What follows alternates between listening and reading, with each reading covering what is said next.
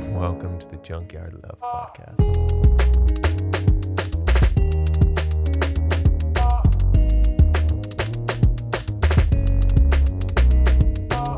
At what age do we learn how to have better conversations? At what age do we learn to have better conversations with ourselves?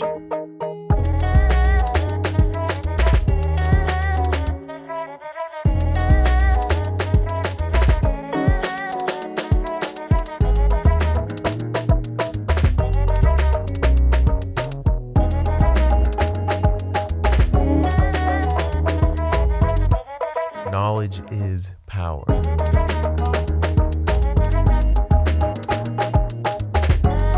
Reality is...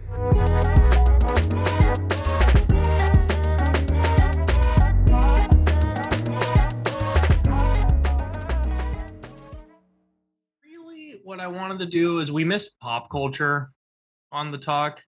Is I have a more myopic political lens because it's what's actually important in the world. Like it actually affects people, like the political ramifications, and actual pop culture doesn't at all.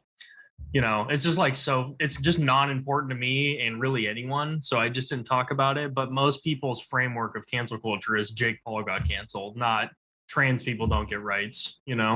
Right, yeah. So we can reference the other stuff because we don't have to dumb down everything. But yeah, I guess we can bring it back down to like a level of most people listening to the podcast don't know who those people are even. What I want to do is just higher touch on the pop culture thing because I want to talk about accountability. Because what I really think is most of the time, 80% of the time when somebody gets canceled, it's just they're being held accountable for something that they did that's not good and they don't really like it. And now there's a word to deflect it. Right. Yeah. Okay. It's just like people in power don't like being held accountable. That's actually why most people acquire power. Who gets to choose who holds people accountable though? You can't just hand the mic to the loudest person in the room because they don't like what happened. There's always, it's so contextual and it's so relative. Yeah, I know, but there are some through lines with being held. Like if you just are doing some blatantly shitty stuff, that's pretty universally accepted as not cool. Mhm. Like, yeah, you should be held accountable. Like I want to go over Brian Callen and Crystalia because they both had really weird reactions to some pretty bad stuff. It's like I would deem pretty obviously probably true, all things considered. Mhm. And their deflection was the mob's coming after me. I'm a good guy. It's just cancel culture. But it's like, well, you have a past of being pretty aggressive towards women. You verbally talk about it all the time. All your friends talk about this. And there's been like 5 people that said they've been on the wrong side of this. It's probably true. Yeah.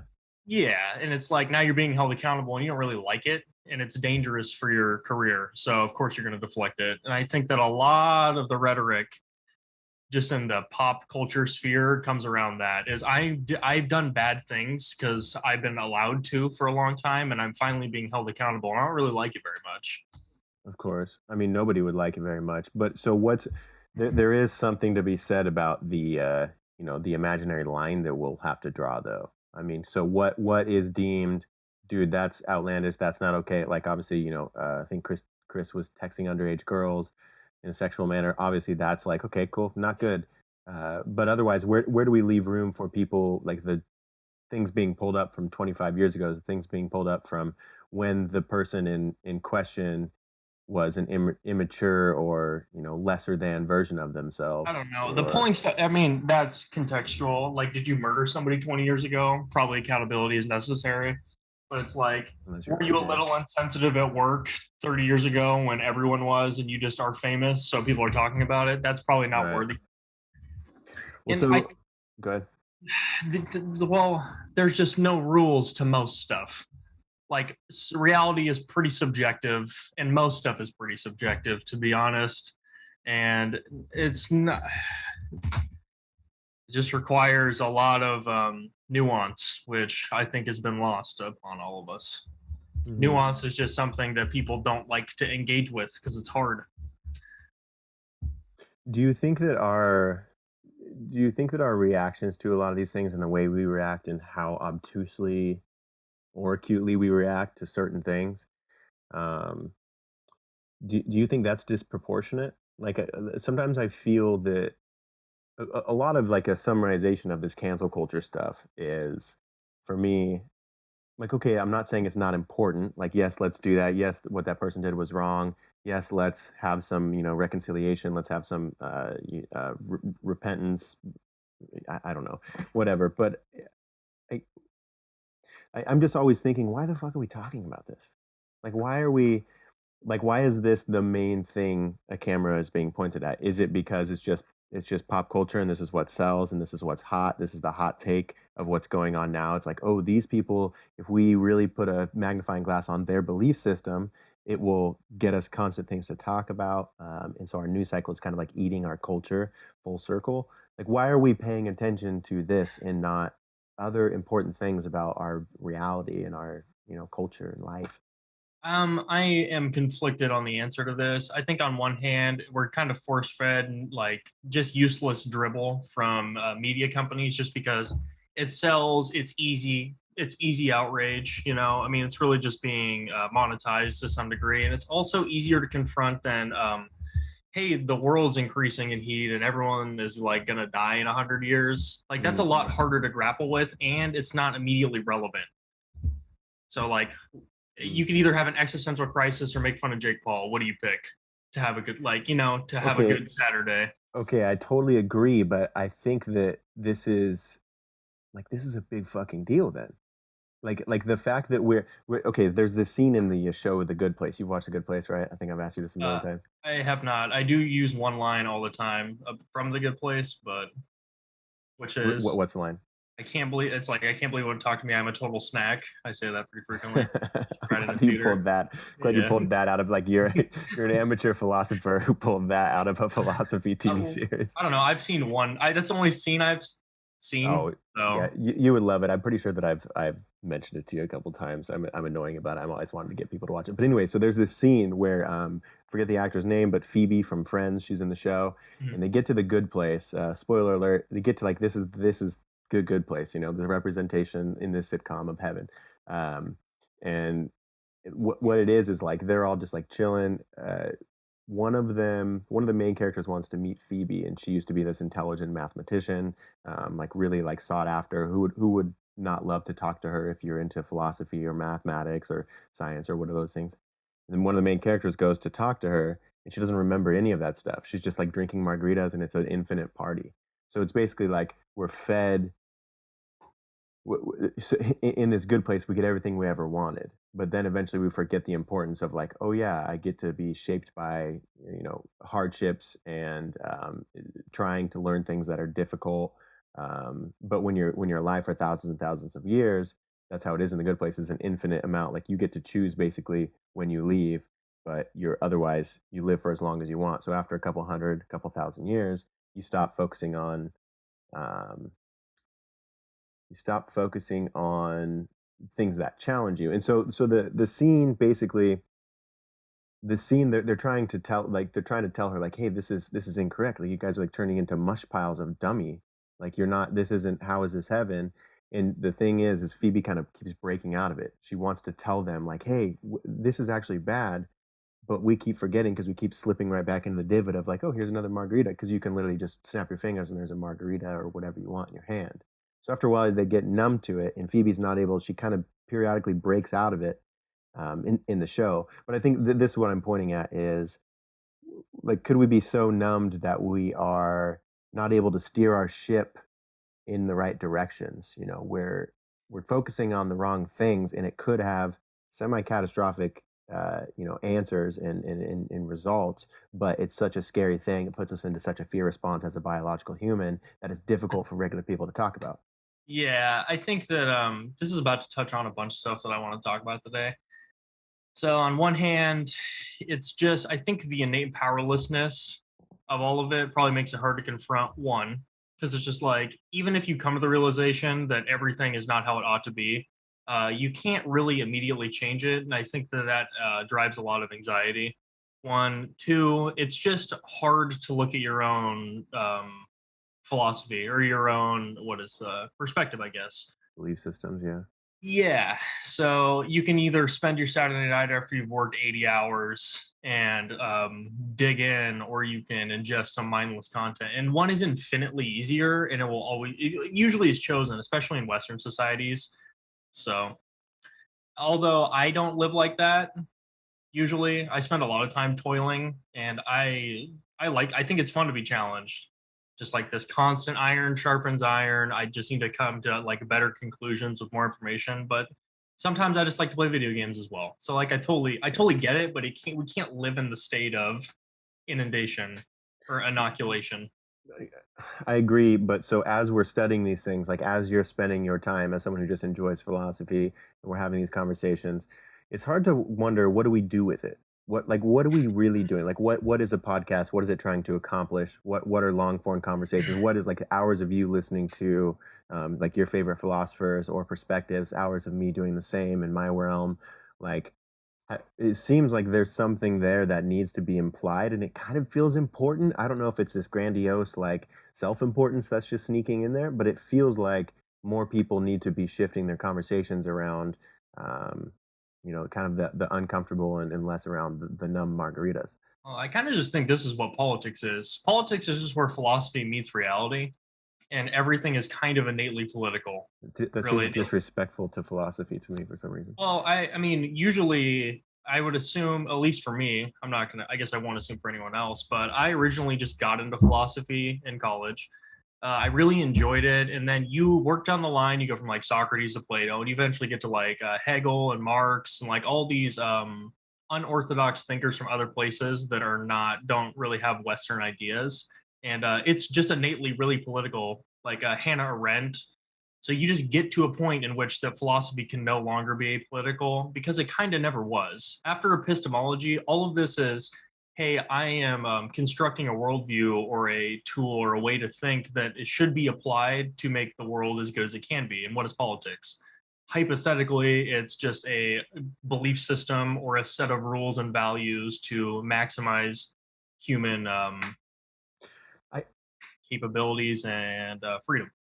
I think So that it's supposed to be that, but if it's we not. look more closely, it's not that, and we need to be able to adjust course, right? We need to be able to realize, like, hey, this thing that we made to create like order amongst chaos, basically, Mhm. uh, it worked. It's been working. It is great, but it's now in a trajectory that may not be great. So we might need to adjust course. Like, how do we do something like Yeah, that? well, I think that that's what I was getting at. Is I've always thought that the end goal of engaging in all this philosophy and all the political thought and all the rhetoric is to eventually come to a conclusion with a clean enough and presentable enough a series of talking points that you could go gather or rally people for like a real cause, because that's where the rubber meets the road, right? So like if you can precisely figure out a worldview that is going to be optimal for most people, that is that catchy enough that you think will maximize human oh, I'm looking for a word and I can't find it. Satisfaction is not the word I'm looking for, but we'll take it. Uh, I But see where you're pointing, though. Yes. yeah, so that's where the rubber meets the road. And I don't think it's always that, but if you look at the political landscape, there is definitely some side of it that is pretty egalitarian and wants to make people's lives better, and then others just funnel control into more authority. And we have way too much of the latter and not enough of the former. And I think that that's where we're really running into problems. Yeah, I think you're right. Okay, let's back out of the hole a little bit. Yeah, Let's actually go real far back. Will you give a brief background of like like the classes that you've taken and kind of like your thinking around this, and then you can kind of present your first sort of summarizing claim, and then we'll go through those bullet points that we had. I'm talking about on for cancel culture. Yeah.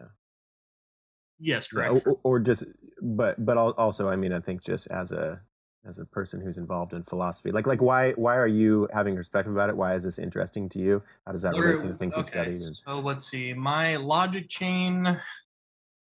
Well, I took a lot of.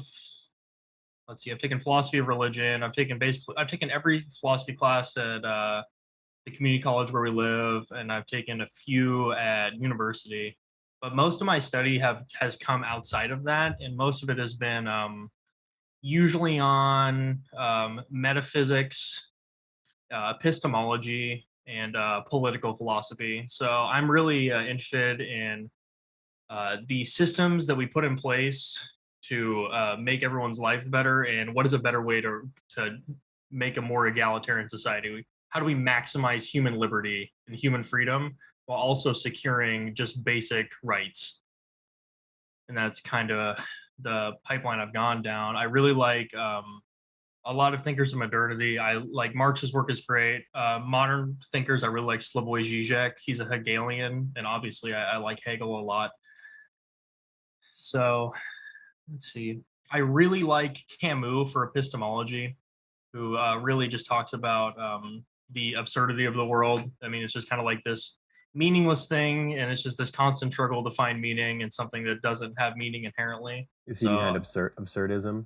Yeah, he Yeah, is the okay, creator okay, of okay. absurdism. And then I really like Jean-Paul Sartre as well. I've read a lot of his work.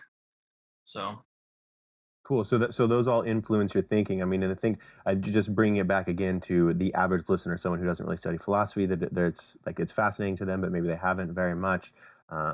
To you, what does it point out, like in our psyche about our society? Like, why would it be important to study philosophy? Like, how does it relate to our everyday lives? How does it a holistic approach to like solving problems? well, there's a macro and micro sense to this. So on one hand, on an individual level, you really just can what's the main goal? It's how do I figure out how to live the best life possible?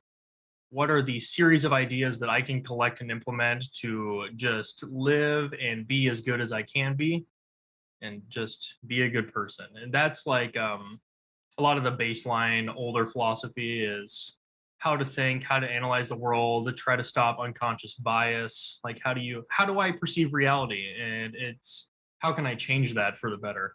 And then on a macroscopic sense, a lot of the thinkers that I just listed talk about power dynamics, economics, and things that really equate to how the world runs and how it could definitely be different. So that's what I'm most interested in now, because there's just like an innate and very large amount of suffering that goes on due to the systems that are in place.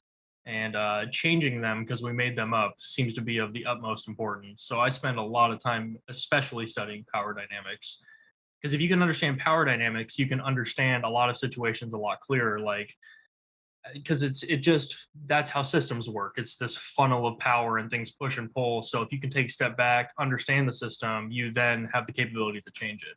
And a few of the ideas I want to talk about later when we get a little down into the weeds are clarifications on some schools of thought or tools used that actually just assess power dynamics. Mm, okay. Well, so how does this bring us back into cancel culture? Like, what is cancel culture? What are we? I'm like why would we need to talk about it? Because I mean, this podcast really has never been a place where we just talk about hot topics. Like, I mean, when COVID came around, I had a couple episodes around that, but obviously, that's because it's right in the forefront of what's going on. We didn't know what else to do. We're trying to solve problems, but why would it be mentioned here? Like why is it something we should be focusing on when it comes to mental health, philosophical thought, Uh, contemplation? well, I think it's important to talk about because there is a lot of fear mongering that goes on. I think people are a lot more frightened of it than is duly necessary.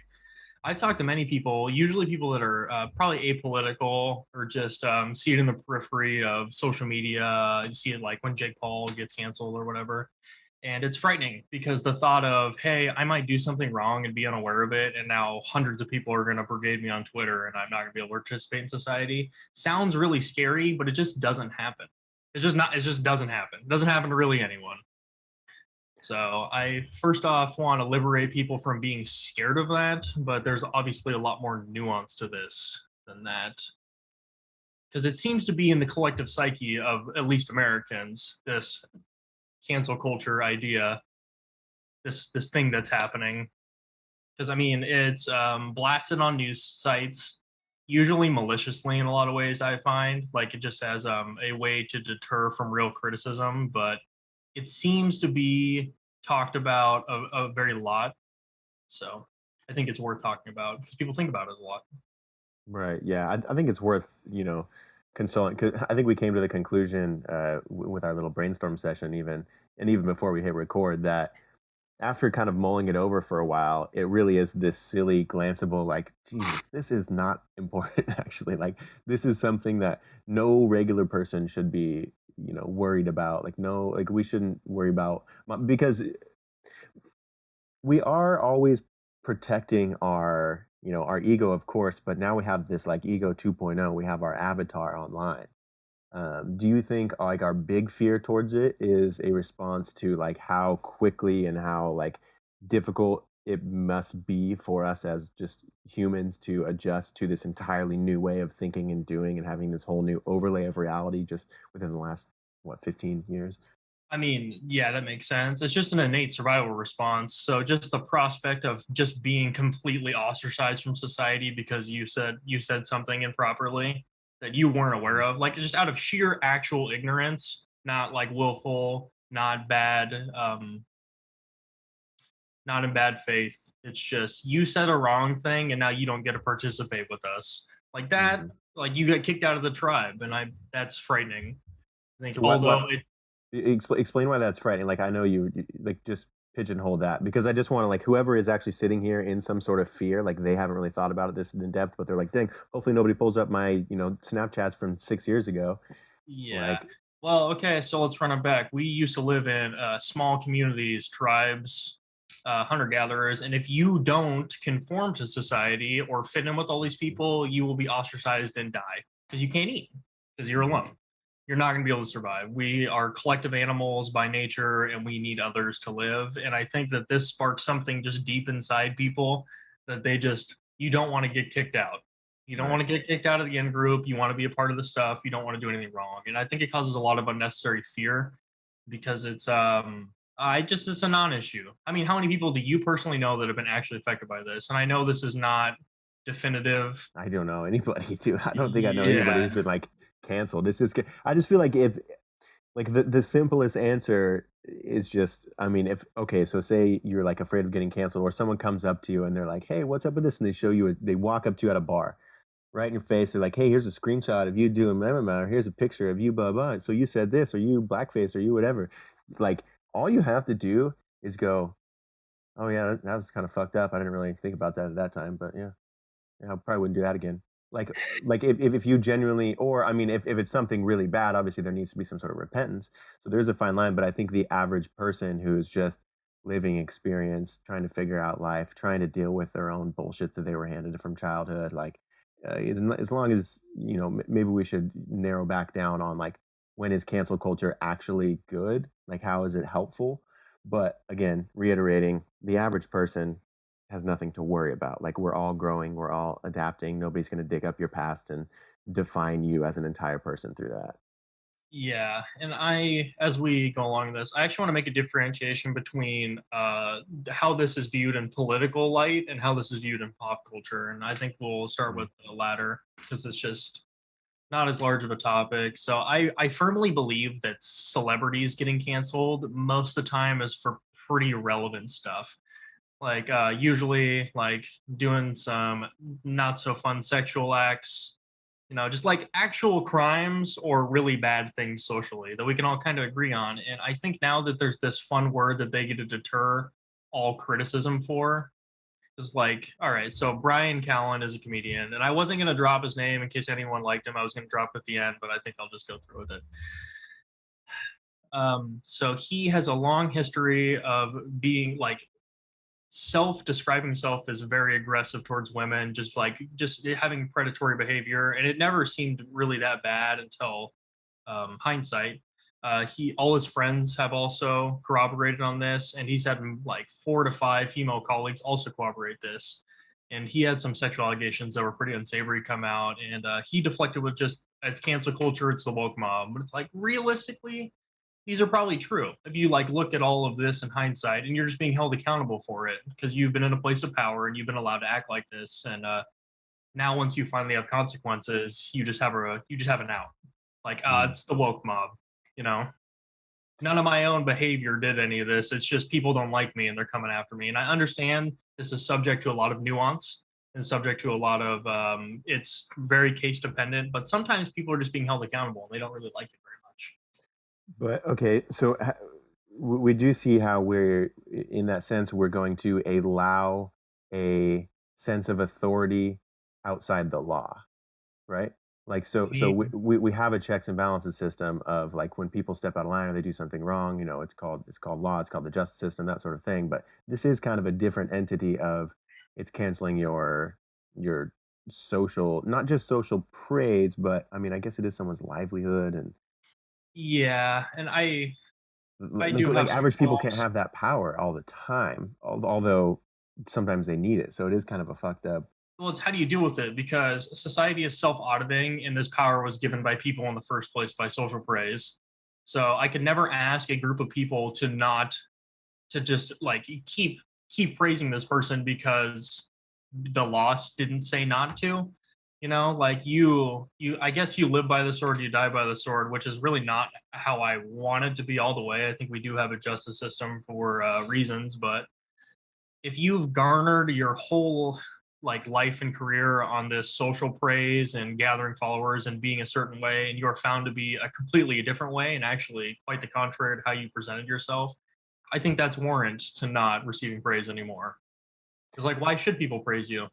Yeah, but again, you said how you present yourself. And I think that is way more complicated nowadays than we really understand. Like, this social media thing, this internet thing has really changed. Like, you can have an empire. You can have, I've dealt with it too. Like, I'm always like, how am I being inauthentic? Like, how am I focusing too much on this side of me in my social media? Like, how am I digging out these, oh, I want to make sure everybody sees these things. This is exactly what the ego loves to do. Like, let's make sure I'm presented in this way, and then these things, like, that's real though. Like, they're both real and valid. I guess we can't define people completely off of who they put themselves out to be, because then we're just confusing what's really going on. Yeah, We're but leaving room for I think cancel this is culture. definitely different because one, you're thinking about this, and two, it's not like you just got caught being kind of mean to a clerk sometimes. It's like there's like a lot of sexual assault allegations. And that's like way different.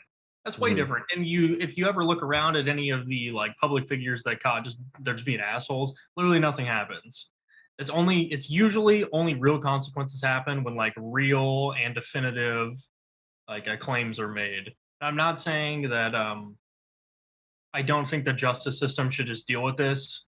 And I do think that some people get thrown under the bus for this, but that is just how it's been forever. And this is not really a new thing that's happening. Mhm. Yeah. Mhm. Like society self auditing itself is just happens and it always has happened. We just have a word for it now. Yeah, I guess that's true. I mean, I don't know. I don't want to dive down the hole of censorship right now, but that's what I'm thinking about how it does open the door to certain people saying what's wrong or right outside of the authority of our law and Yeah, judicial but I system. mean, we've come to terms with the fact that the authority doesn't actually care what's right or wrong either, though. So we're just having a systemic failure. Yeah, I okay, mean, that's really, like that's I mean, who looks for the government for their morality? Nobody. Nobody looks at any governing body to say this is the way I need to live life. So that already so doesn't this is happen. because God's dead. This is because God is dead. Yes, Nietzsche said it. No, sorry. Yes, Yeah. but I think I said and it was Freud the other day. yeah, Nietzsche said that, and it wasn't a Oh, what a happy dick. sentence. Yeah, It's no, God no, I is know. dead, and we killed him. And he's like, Yeah, now how are we going to arrive at meaning? yeah, I mean, oh man, that gets so complicated. I think that's just too far into the weeds if we dive into what we're both pointing at. Yeah, Um, that is a yeah, red herring. so let's go back to your notes and see where we're at. All right. Well, I just want to first off, this is all bold letters. Just don't be scared of this. Don't worry about it. You don't need to spend any conscious time being frightened of this. If you genuinely just make an effort to be pretty inclusionary, just like a good person and want to understand, nothing bad is going to happen to you of any real consequence, other than maybe somebody being mad at you on Twitter, which that happens to everyone for any reason because it's the worst place. But Agreed. let's see. And then I wanted to talk about political cancel culture, or just how it is portrayed in politics. Okay, yeah. So we covered kind of a pop culture lens of it. So Yeah, let's do the which I first one. really am pretty disinterested in because I just don't feel like the impacts of pop culture in this space are that matter that much. They don't affect anyone, but in the Yeah, it's political space, tabloids. using a lot of this rhetoric can revoke people's rights or their path to having freedom is things like that. Like just it's fundamentally an obstacle for human rights in a lot of ways, and just the way it's used. So let's see.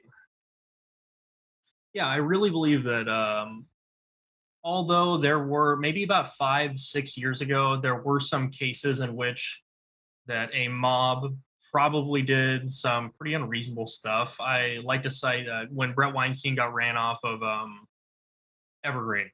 That is probably the height, but this is like such a minute, small thing that happened that is being like blown up to basically anyone that holds any kind of leftist or liberal values, especially in academia, is now engaged trying to cancel all of society, and all of the things they're saying are just anti-human rights, stuff like that. And I think this is a red herring because the core tenets of a lot of these ideologies actually are really egalitarian and inclusionary. They want the working class to have more rights, more free time. Like these are a lot of the tenets and things that are studied through the tools that these people use philosophically. So when I see the opposition to these people that really just want things to stay the way they are, use a lot of this rhetoric like um, trans bathroom bills or just anything that is like meaningless drivel and say cancel culture. They use the term woke a lot. Like these are buzzwords. Is really just in complete opposition to reforming voting rights for Black people, getting redlining gone, actual trans rights, stuff like that. I see it used in opposition to people being liberated pretty frequently. Yeah. So, I mean, I hate to repeat what I had said before about the canary in the coal mine. You're also using the terminology red herring, so we're just a couple of dumb birds. But like to Brett and those guys who were involved in it, it Mhm. wasn't. I mean, obviously, it was a big deal to them because it was their livelihood, and even Yeah. with the censorship, it still is affecting their livelihood. They were making money on YouTube, and they're being demonetized on YouTube. So there is like obviously a personal stake in it. So I do totally like hear that bias, but I think after like diving in pretty good depth on what happened with the Evergreen thing, and what goes on in places like Clubhouse and stuff, is what these guys are talking about is, hey, we see the writing on the wall sort of thing. Like, hey, what is being taught to our young people at a young age is now catching up to us, and the people who are making the calls and teaching the young kids now, like the teachers, Mhm. are they have incorrect belief systems, and by that I mean uh, like they're missing something. They don't something they're doing, or something they're a way they're perceiving the world around them is dangerous to the collective. Like it doesn't have long term. Like we can't constantly think like this, or eventually after a course of however many years it's going to crash and burn. I think that's kind of where they're coming from when they're making Yeah. this cancel culture, when they're making this stuff a bigger deal. What do you think about Yeah, that? I'm not really trying to. I'm not throwing shade. I just think that their personal experience have caused them to maybe blanket overblow a lot of, like, overlook a lot of really good stuff that for some hedge cases. You know, like a lot of the things and wishes of these groups of people that don't quite have such hyper specific values or ideas, or aren't the really loud minority. You know, that are just like super authoritarian and like have a really specific worldview that you must bend the knee to. Like most of the ideology that comes out of these philosophies is not like that. It's really inclusionary by nature. It's kind of how they got there, which is very paradoxical. And I actually have a note how I want to talk about how it's very weird that some people have came to these conclusions. But I just think you're throwing the baby out with the bathwater. And we can talk about academia if you want now, but Yeah, I mean, let's dip our toes in, because I think I mean, I think just real quick an overview. Just the way that I want to think about this is, you know, our we all have our own individual reality. We all, based off of our experiences, our upbringing, what we're taught, who we're around, all these things, they create a belief system, and that's how we perceive reality. And we're all very much living in a different reality, but we're trying to come to some median of a shared reality. And it's not just like, because I think a lot of times when we talk about these things, it's like, okay, Harvard is teaching this class which is real bad and it's a dumb way of thinking and blah blah. It's like, well, we need to make sure Harvard's held accountable, and it's like, that's not what we're talking about. It's not the blame game. It's not who's the bad person here. It's a, like, hey, how are we misinterpreting what's really going on? How can we take these conversations that are like people rioting in the streets and people yelling and blah blah, and how can we like be not dumb apes about this for a damn second and solve these problems in a way that's like cordial and intelligent, and we get the actual correct people in to have conversations, and we have the long conversations even if it takes months or years. Like, this is how the Constitution, these sorts of things are formed by a group of people saying, hey, if we continue to go down the path that we're going down, we're just going to keep killing each other with clubs. And so let's do some sort of organization. Let's have some sort of agreement, blah, blah, blah. And we're not doing that. It seems to be either we're in the early stages of it and we're calling it too early, or this problem that's coming up, we're handling it in stupid, weird, yelling at each other from across the street ways. Yeah, I want to bring up the fact that a lot of people with a lot of money do really well making sure things stay the way they are. So when people spend a lot of money to agitate against all these ideas that are taught in classrooms that are actually benign by nature, they're tools of thought, and what you do with them obviously can be bad, just like anything. But innately, they just create a more systemic and holistic view of reality that can lead to some pretty interesting findings. But there is a lot of people with a lot of money to benefit things by things being the way they are. So they spend a lot of money to rail against what's going on in academia in a lot of ways. And even academia is really not that problematic. I firmly believe that. The only times it could be is with adjunct professors who teach some really niche humanities courses. So, like, by adjunct, I mean they're not tenured, so they can be fired. So if you have a lot of young, like really young people coming into college and they have this very, very strong opinion about something and it's really hyper specific, it's actually better for you to just go along with it than to teach what you were going to teach, or deny what they're saying, or even combat them, because you don't want the backlash and being fired. And this is actually my number one biggest problem with all of the cancel culture, is because it's anti-workers' rights in colleges, because you have adjunct professors that must bend the knee. This is a very niche scenario, by the way. This doesn't really happen. I mean, it's very rare that this goes on, but just basically can be steamrolled by whatever the people in their class think, because they're subject to being fired. And I think that that's not good. I'm going to go with not good. But I, as a whole, don't think academia is a problem at all. In fact, I think it is actually causing a lot of friction in the way that things are, and is leading things in the way they ought to be. And I don't think a lot of people with a lot of power really like that, because they lose money. So if all of these ideas lead young people to understand that workers are exploited, everything is pretty subjective when we made all these systems, and they're subject to change.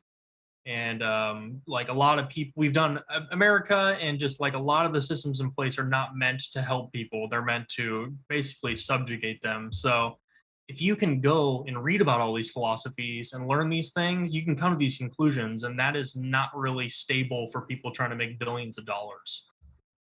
Right. So I think that on the whole, academia is extremely important for the populace to come to some more egalitarian worldviews, because in America, we, like, our textbooks are basically propaganda. They don't actually tell reality. Everything we learn up until college is just whatever the government wants to show you. And then you finally get a chance to engage with some ideas that maybe even criticize the way things are.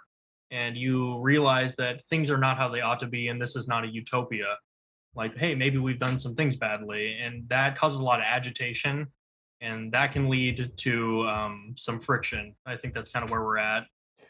Yeah, I do think. Yeah, I do think it does create this. I don't know if it's like shadow is the right word, really, but it does create some sort of like blind spot in our collective unconscious, though, when it comes to like if we knew 100% certainty that within 3 months there was an asteroid that was going to impact the Earth and we'd all be dead, like we would be doing things and acting differently. Like we would be trying to solve. Gosh, I don't know. Where am I trying to go with it? We we seem to be like we're distracted by these dumb things when there is bigger deals going on. And it seems like that is a very important thing. And the reason why it's not only that we're distracted, but when it comes to observing these things, they do cause like a psychological, like it's like a blip. It's like ooh, that's fucking scary. Like really diving into, like the concept of John Vervaeke's meaning crisis. When you really like feel that and you really think about, I think we have a lot of young people who probably are in this state of like, Jesus, man, this world is fucked. Like we are being handed this poo poo platter and we have no idea what to do with it. And I think that's where a lot of this is kind of stemming from. And it's psychologically, destabilizing to the point of we don't seem to be able to even come to agreements on how we should approach the problem. So we're kind of just fighting at each other over it. Yeah, I mean, I think most people aren't going to inspect any of their worldview. That's just kind of how the world is and how it's always been. So when you get young people that feel this anxiety and they go to a place and then they read all these different philosophies from many different schools of thought, and realize, like, hey, there's a lot of problems. And guess what? People have been thinking about this for hundreds of years. Actually, a lot of people.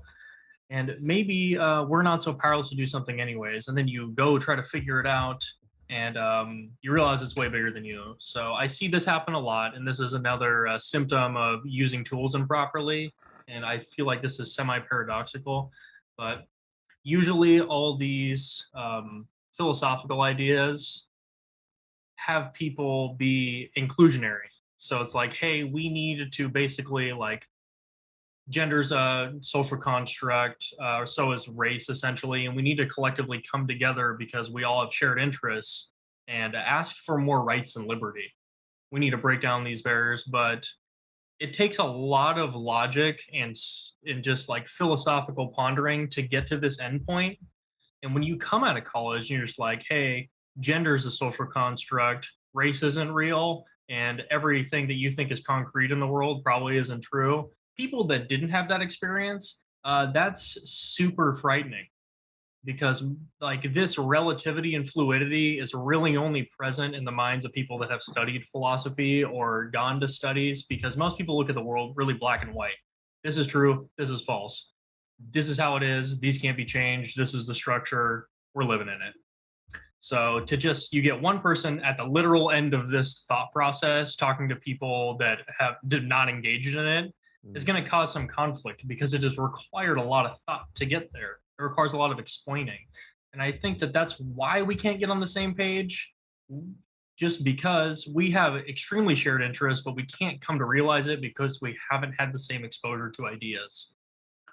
And I think that is where we get a lot of friction with the college students, because I actually agree with most of the tenets that come out of there. I mean, a lot of them do sometimes in an act to control their environment take a really hyper specific worldview and then force it on others, and so instead of being inclusionary, you're now insulating yourself, which is the opposite of what you believe somehow. And I think that's bad philosophy. But on the whole, these ideas are supposed to bring the working class together. Like, really, like that's the goal. Is we want more rights, we want people to not be exploited. Right. So Right. Well, so how do we, I mean, because now everybody has, yeah, we all have a phone, but we all like really looking at what a phone is and what it does to our society and what it does to humans. Like we do all have access now. Like you said, the people at the end of this wire are now able to talk to the people at the very front. And yeah, this is unusual. Like so it is a not necessarily just like don't misconceive the words that I'm using for lack of better terms, but like the intelligence of like the many is way different than the intelligence of the few. And intelligence, just lack of better words, is basically like you can understand when you study this stuff, it actually changes your worldview. Like it's actually very profound to change your worldview, to have your perspective like be actually fluid and not just I'm living out the things that I was taught from when I was born to when I was 7 years old, and that's exactly what I'm going to do until I'm dead. But like when you really question what's going on and what we're all doing here, it flips around your beliefs. Yeah, it's the deconstruction of social constructs, really, because you go to a place and you realize that, hey, maybe everything's a little more fluid than I thought, and not everything's so concrete. And when you go talk to somebody that's like lives in rural Alabama and they've lived in their hometown, I know this is like probably not. Stereotyping, but yeah, I know. So I apologize, but I just want to drive the nail home. It's storybook just like explanation. has seen a very small piece of reality and never had any of these things challenged. These two things clashing don't make good together. They're too far apart. And I'm not saying that one person is smarter than the other. One has just been exposed to more ideas and had more time to develop this skill, I guess. Because I don't think that this is just like people that go to college are way smarter than others, because it's not true.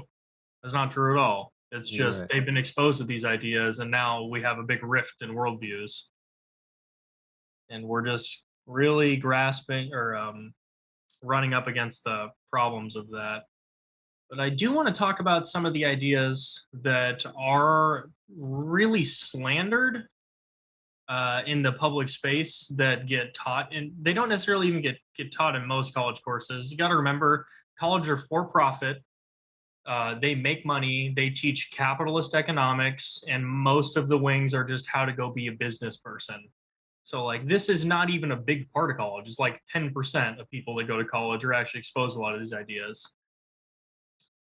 But I want to talk about Marxism, intersectionality, postmodernism, and critical race theory, because these are big, scary words talked about by some pretty smart people that I really think fundamentally have missed the mark on adequately assessing them.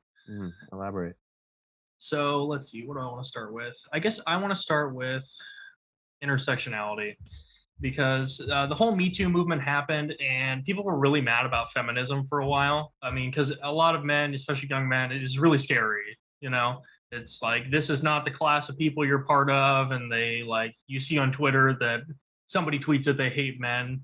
But intersectional studies is the study of you take a group of people that is just in the hierarchy of society. Let's say women. They're technically not at the top. That would be white men. That's who reigns supreme in intersectional studies and just in general if you look around. But by using intersectional thought, you go look at other groups of people in reference to your own and the whole power spectrum, the whole system, and you see their struggles and how they intertwine with yours. And now you get this interwoven lens of, hey, this is pretty complex. And by taking a different like analytical lens to other protected class of people or even not protected classes of people, we can come to a shared understanding of what needs to be done to remedy this. So in third wave feminism with intersectional thought, you actually have many feminists who really study this come to realize that men suffer under the patriarchy as well. And I know the patriarchy is a big scary word, but you have really hyper enforced masculine values. You're not allowed to show emotion, and it just causes a lot of problems. And until you use an intersectional lens, feminism couldn't come to that conclusion that these people also suffer. So now it's shared. Now we have a shared understanding of reality and how we all are not benefiting from society. And it just comes to better conclusions that aren't so insular. So you don't just have one group of people like, hey, we want this, everyone else is in the way.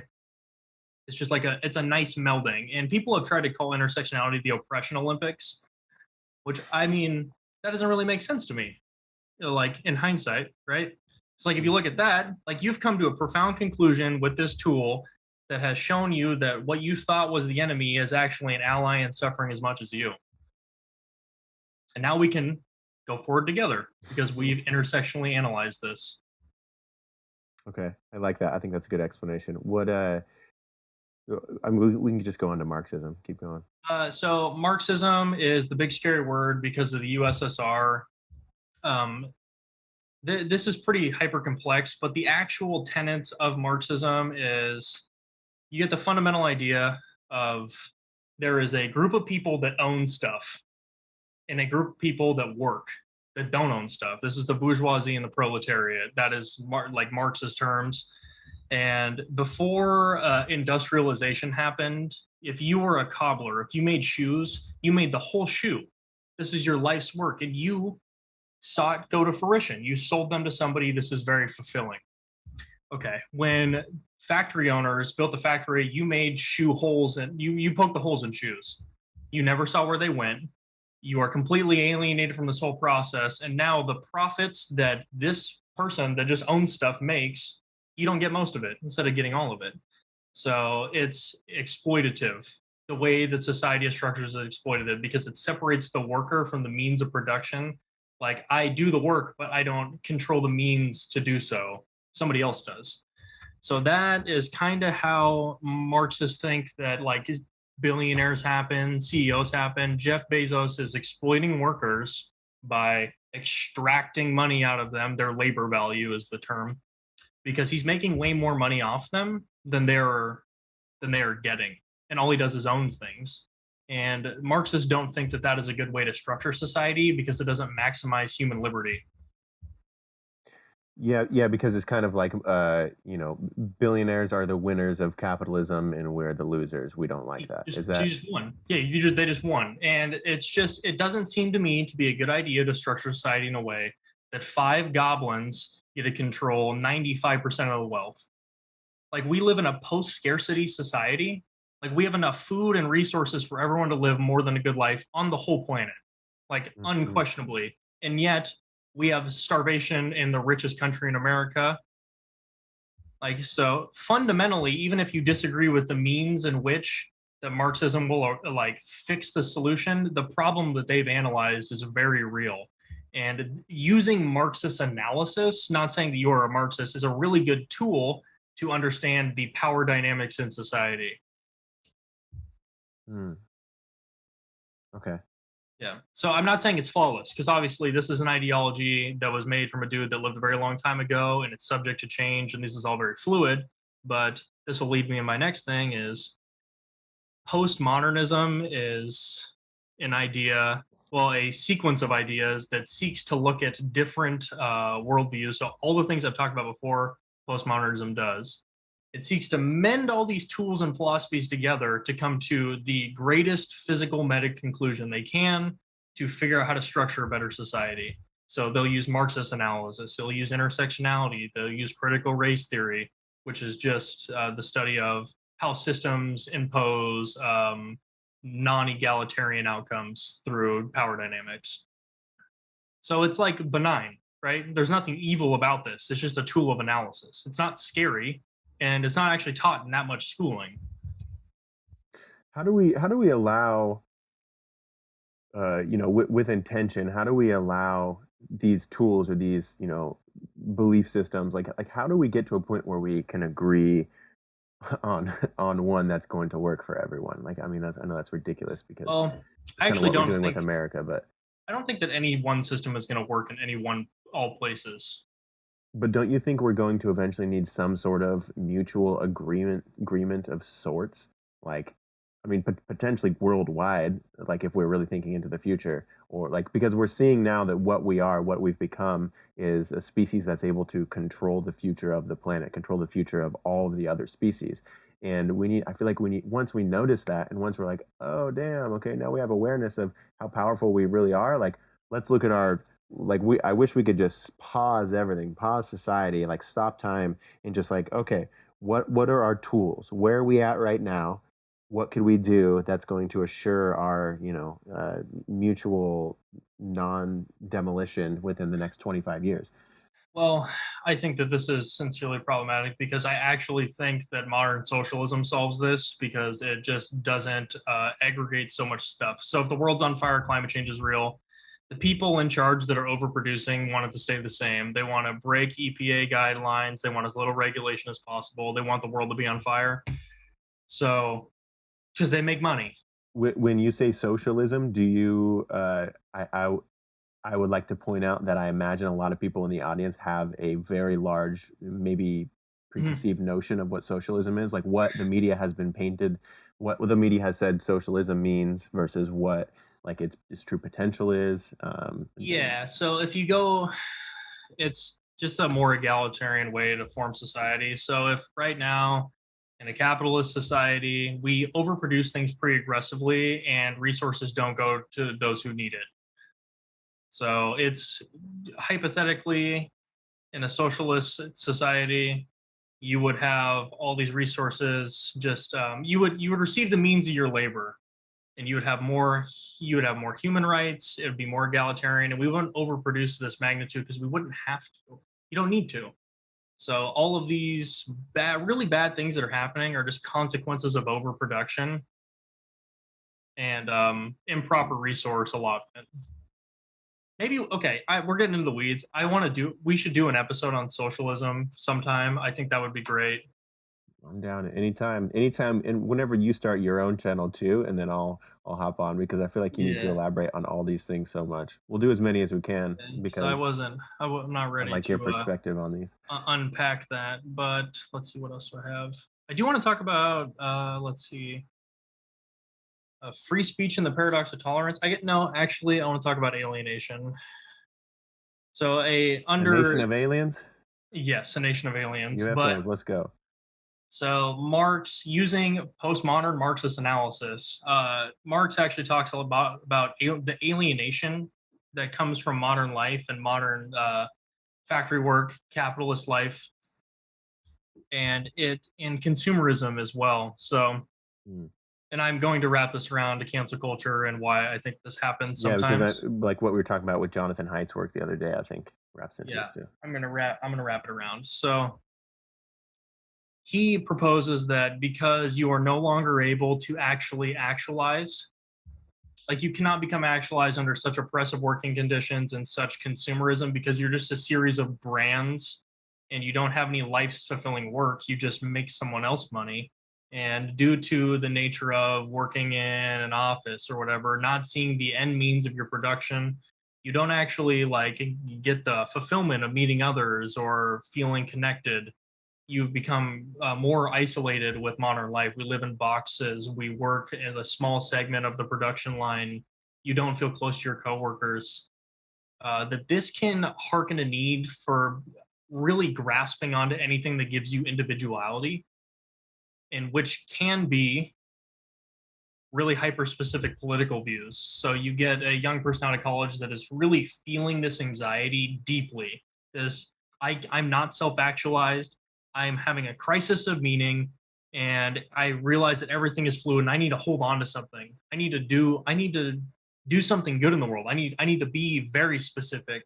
So if you get really specific, really hyper nuanced political opinions, you're now unique, and now you can go enforce them, and you can feel better than others. So now you feel good. I see how that could be dangerous. I mean, Yeah. yeah, I think that's all really good though. I like that. And I think that that's why we get that. We get that. You get that person out of all this egalitarian inclusionary thought. The purity tester. You know. Right. Yeah. I just think of the impossibilities of like I'm just thinking of standing, in a factory setting or a lumber mill setting with my hard hat on, going, "What about meaning and self-actualization?" Like what do we like? It's so far from what we're actually doing. Like we strayed off some sort of path that we didn't realize that we needed to kind of keep pruned and trimmed. Like so. I mean, I guess this dips back a little bit into the loss of God, but there does need to be some sort of so human beings need something that we call meaning. We it seems to be part of like so. Maybe we should elaborate on that. Like what like because that's something that you think everybody agrees on is. I know that we see it a lot through a religious lens, and people reject that very quickly. But meaning and like feeling that your life is fulfilled, that you're living up to your potential, that you're doing something to contribute to the greater whole, especially when you see that the greater whole is fucked kind of. Well, Like, what is that within us? Why do we need that, and how do we put I it don't into actual know. culture? I feel like America is in a really odd position for this because we have the person I just talked about and people adjacent to it that are actually aware of the collective and that we need to like they're aware of these things, but most of American culture and capitalist belief is predicated on stark and austere individuality. So like I am Mm. an individual and I am indivisible and I am a part of nothing but myself and I seek to just do good by me. And I think that I'm not saying that collectivism is better. There's places for all these things and this requires a lot of nuance, but the American psyche is inundated with not looking outward at all. Not at Mm-hmm. all. And all the systems we have in place propagate that too. You got to go, well, like, we have got hype culture. You got to go buy the nicest stuff. You got to be the flashiest. Like, look at me. I need to go buy a house in the suburbs and then really isolate myself. You just are forced to live this alienated life as this rugged individual instead of focusing on, hey, we really might need to come together and solve some problems and figure this out. Right. Yeah. Yeah. It's interesting. I feel like you were pointing a little bit a little bit towards kind of a lot of the stuff that I would call spiritual, like the thing within us that's spiritual. I mean, the core teaching of so much of this Eastern philosophy that I study, or anything that like Ram Dass or Alan Watts would teach, is selflessness. Dualism and non-dualism, like the understanding that you are not actually an individual as much as you want to. Like we have a whole country based off of individualism, and I am this important thing. But the core, as we're kind of missing this. I forget the guy's name.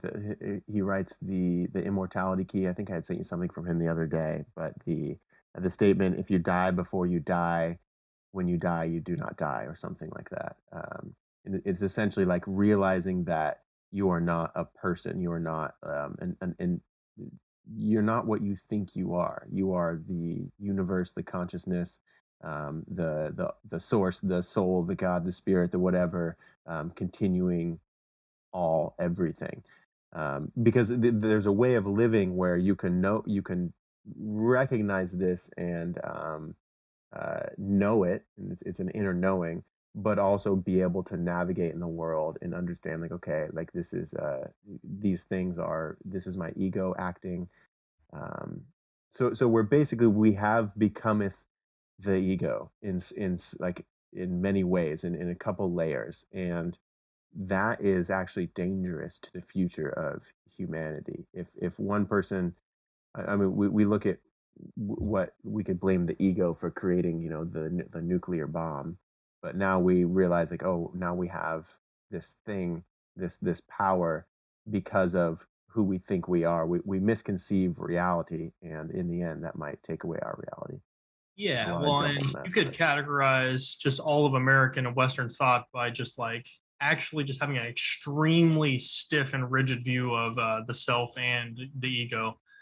So, and I can even loop this back to cancel culture, definitely, because we can see both sides of this. So, the one side that supposedly has gotten this egalitarian, or at least some people in it have come to these egalitarian conclusions, and it's collective and selfless, and we want everyone to like be fulfilled in society.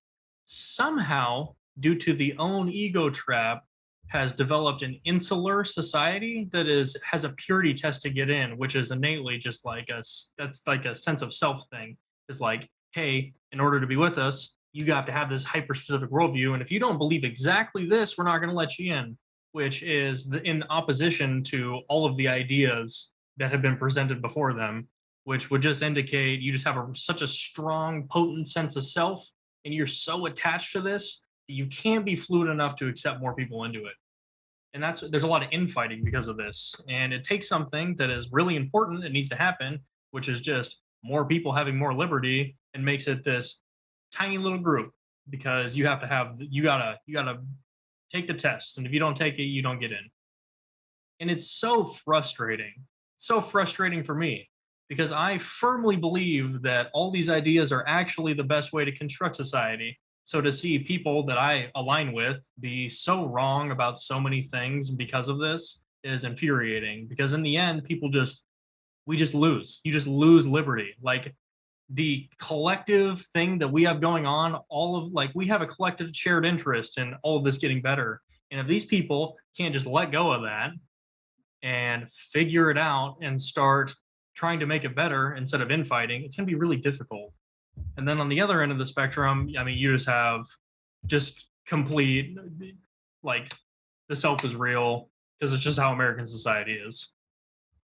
Yeah, I mean, we're never really we're never taught to turn back on ourselves. Like it's not even. I mean, I was what 26 before I even like ever really truthfully thought about like what am I? What is this? Like what does it mean to be a conscious being? Like those sorts of things. And then it's again it's destabilizing, but I think a lot of people are pushed towards that way. I think a lot of people are pushed towards spirituality, pushed towards trying to solve their mental health issues or their things that they're identifying with overly, that are creating their personal reality, creating their personality, uh, and it's harming them. Like so, it's like your belief systems and the things that you think that you are and the things that you identify with can start to harm you, and you could notice this. And that's for me, that's like what a spiritual awakening kind of started as, is this this ending of like, what the fuck is going on? Like, why is this happening in my brain? Like, why am I thinking this way? Blah blah blah.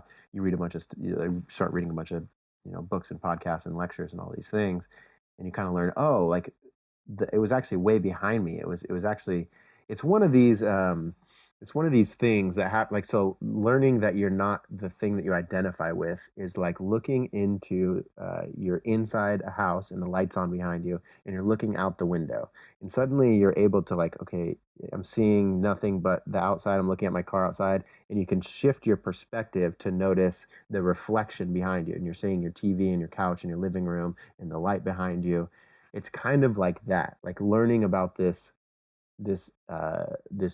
truth that is the lack of self and the lack of the individual, that is causing us to fight against each other and causing us to do in groups, out groups, us, them, I'm this, you are that, rather than we are everything. There is this slight perception change that you can get. Besides putting LSD in the water supply, how do we get the basic consensus of people to kind of realize the importance of our own self-induced psychosis reality we have here? Do you want the comforting answer, or do you want me to be true?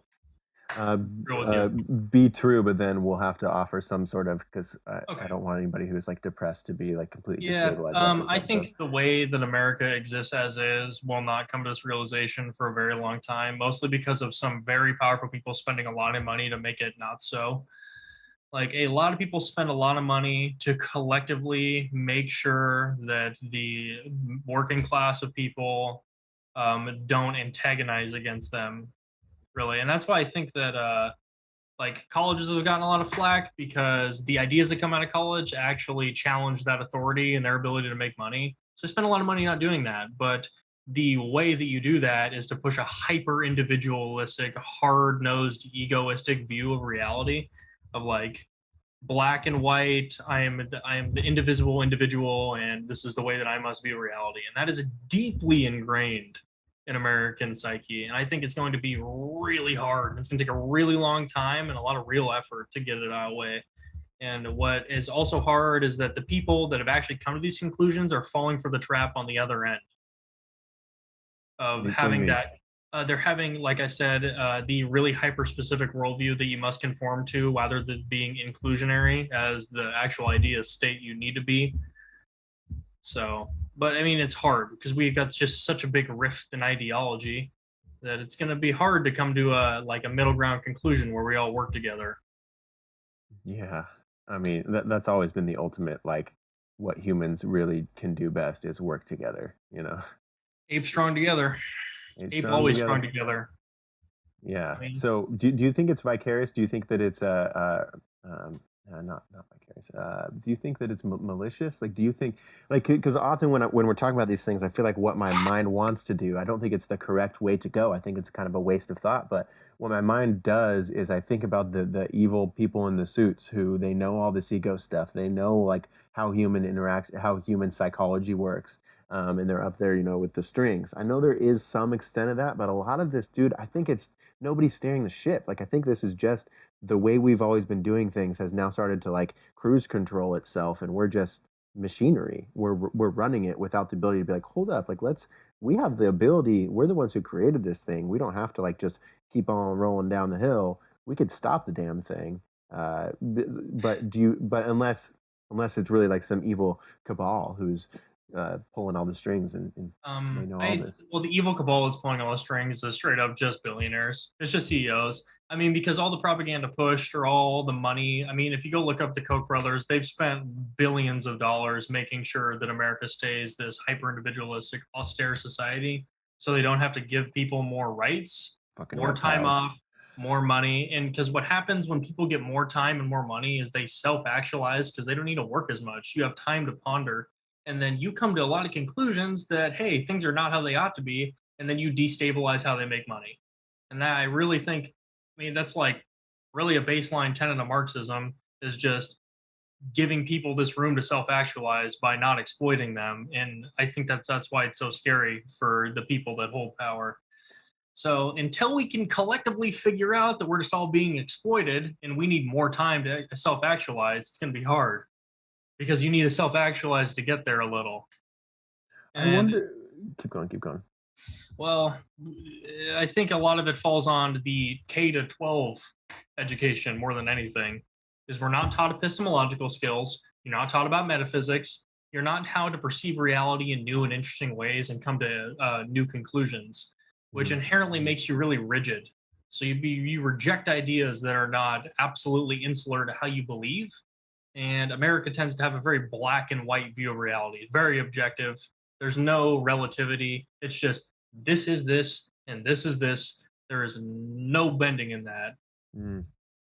I think some of my riffs that come up, or my tiffs rather, is we're teaching young people. I mean, I don't know how consecutive and how distributed it really is, but we are teaching people now at a young age in those K through 12, like all this gender study stuff or all things in that realm. And Actually, not true.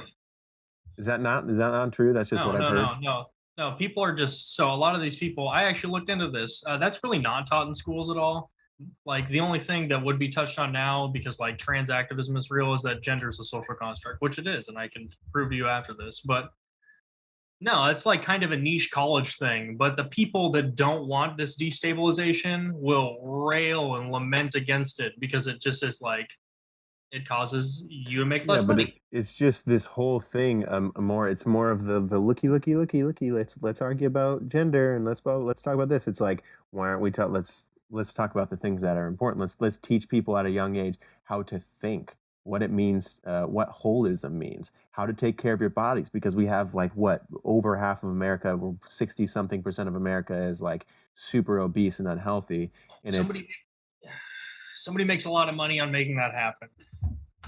No. Do you think that is conscious? Do you think, like, if I went to the CEO or like the person making the calls? I mean, there's such a big organization at this point. There's probably hundreds, if not thousands. But I went to like the head honcho, the creme de la creme, the main guy of Coke, and I'm like, hey man, give me 10 minutes, and I'll tell you how you're ruining everybody and you're going to kill the whole world.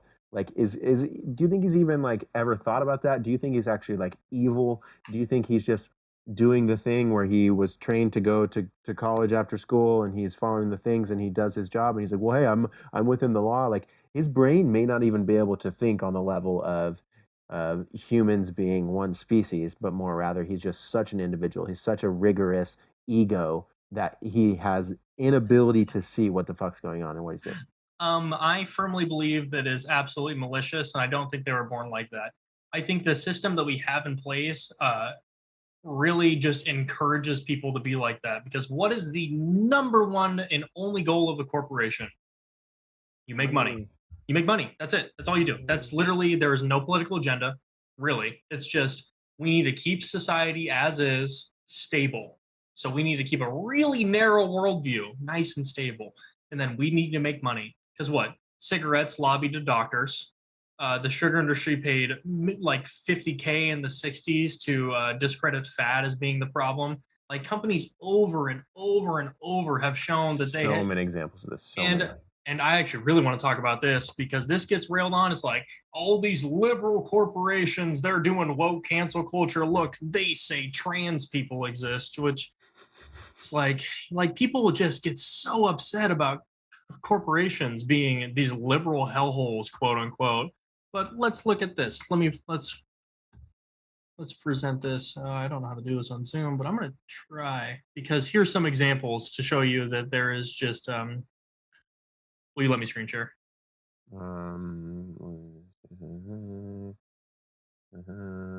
can share all participants.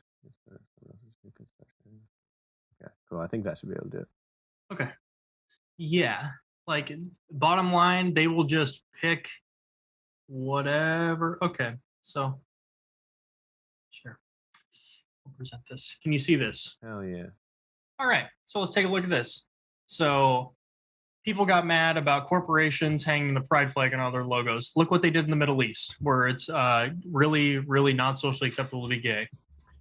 No, this is actually a definitive virtue signal. This is So stupid.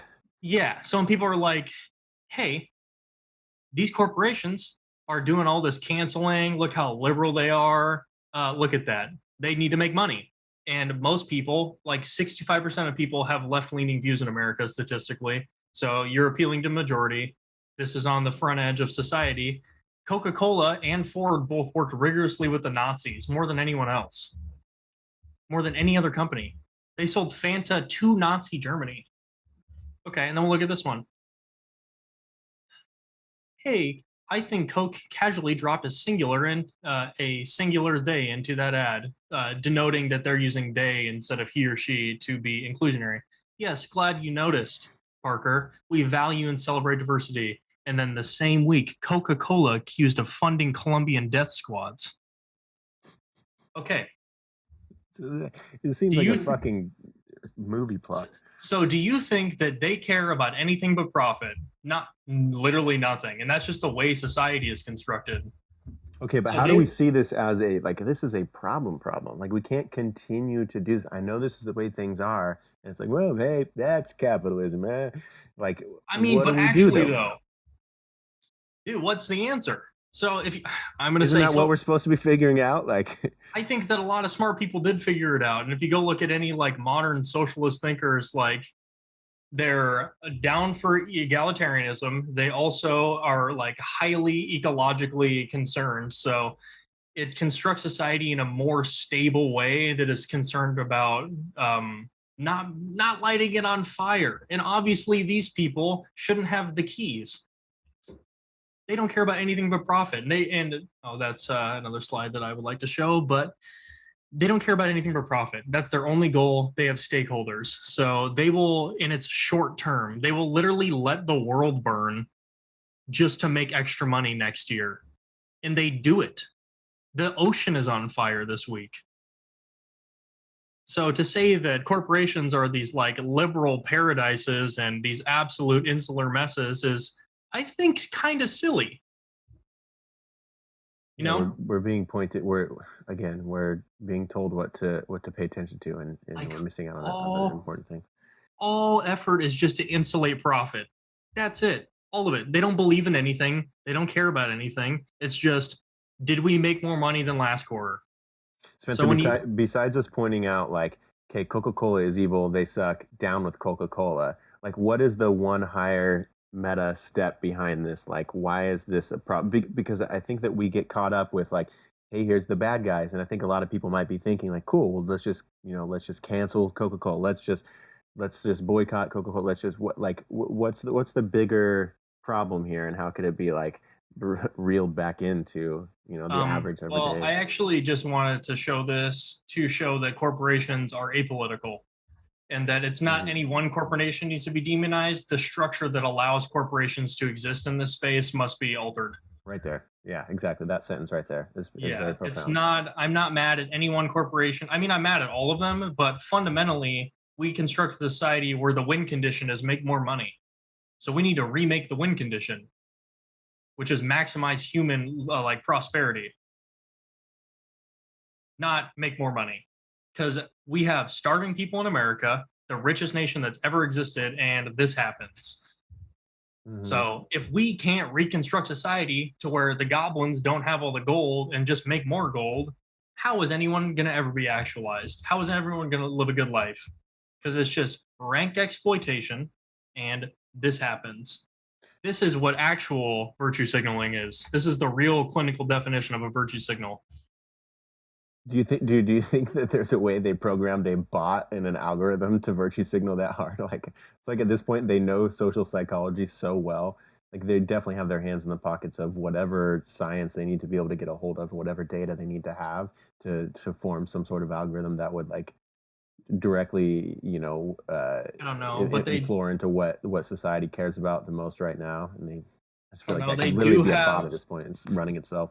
they literally have infinitesimal amounts of money, like unfathomable amounts of capital, and they can have people know all this stuff. They got PR teams just to keep up on it. It's crazy. Like this is so calculated. And then just because it's on the next slide, I do want to talk about this because we run into some interesting conflicts. People talk about tolerance and free speech. This is the paradox of tolerance. So in order to remain tolerant and to remain a tolerant society, you must be intolerant to intolerance, which is I see people say the left is intolerant, but they're just being intolerant to intolerance a lot of times, and that comes down to a lot of unconscious buying and social conditioning on people that may have uninspected some things. So if you see, okay, so I guess we'll go over conscious bias as well. Let's see if I don't mess this up. I've heard this recently. All right. So a young woman is going into surgery. She leaves her dad is at work at home, and she wakes up from surgery and says, and here's a voice like, daughter. It's like, well, what did the surgeon look like to you? Because if you imaged a man, it couldn't be. Her dad was at home. The mother is the surgeon, but the unconscious bias there would be you associate surgeons with being men, so you pictured a man, even though in this story you already were totally aware that her father was at home. So it's like sometimes the conclusions that we just come to, we didn't consciously choose, but they actually have some interesting bias and ramifications and need to be inspected. Yeah. So those are also things that are so subtle that they're not always profound realizations. They're like you could really notice and skip right back over. You can keep plowing through sometimes with those. Yeah. It's just the smallest speed bump you And kind of notice.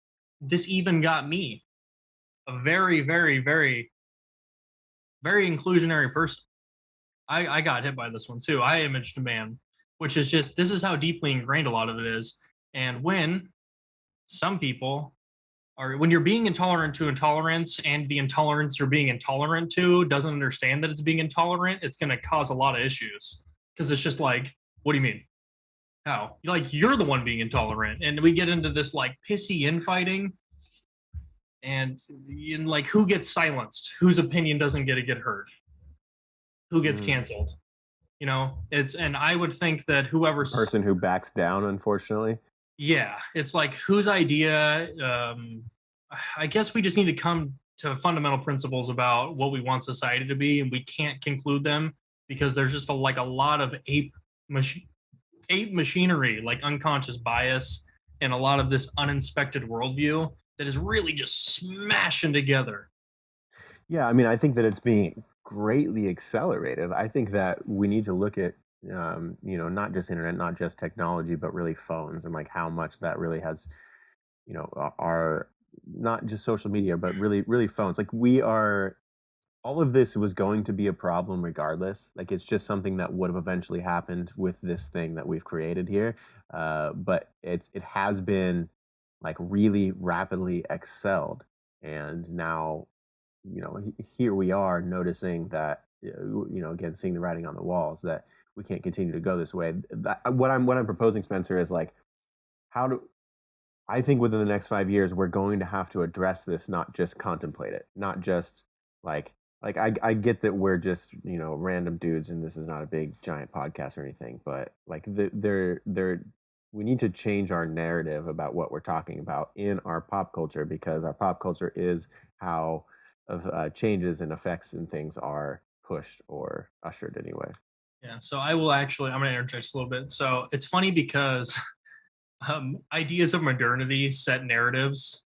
Like, any idea. We were talking about Marxism. Marxism narratives is the owner and ruler classes fight with the working class, right? It's a power struggle. That's the narrative that is set up.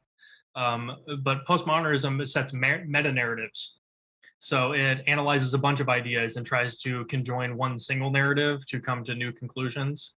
And I think that we got to get on the same page, like you said, in a lot of ways. The problem is we're having, at least in political philosophy, we're having a really interesting rift because it's really akin to I think America's really susceptible to this, but like pre-World War II Italy, like you have one set of beliefs that are like incredibly left-leaning. They're very egalitarian. We want to bolster the working class, unionize. We want to strip the owners of society from their wealth and distribute it, right? This would be the socialist, communist, whatever you want to call it, the left-leaning ideology. And then we have the right side. So it's categorized by like hyper-nationalism, stark individuality, and just like a massive in-group, and that we're the greatest as a nation, and we must come together and be very strong as individuals, and any outgroup of this needs to be ostracized, and we must be really potent. And these ideas don't work well together. They're polar opposites. So as the friction, so this is in Marxist theory as well. So capitalism is inherently unstable, and it will eventually fail to get to the latest stages where we're having total systemic failure, which we are now. So we have all our institutions are corrupt. Politicians aren't doing any of their work. People are being exploited. It's hard to live, and it's causing a lot of friction. And there's two ways it can go.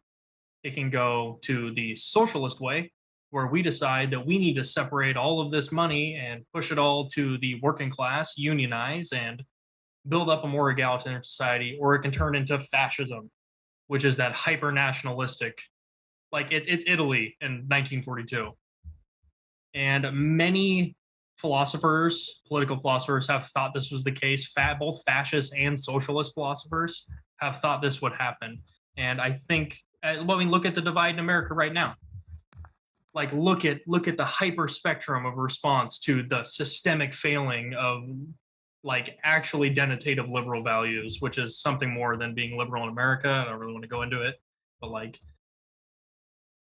so now we have a huge problem. There's a big rift, and like people have thought about this forever. People knew this was going to happen, and what happens on the other side of it is just, I don't know. I don't know where I'm going with this, but again, I think we get to this point where we just need some, we need some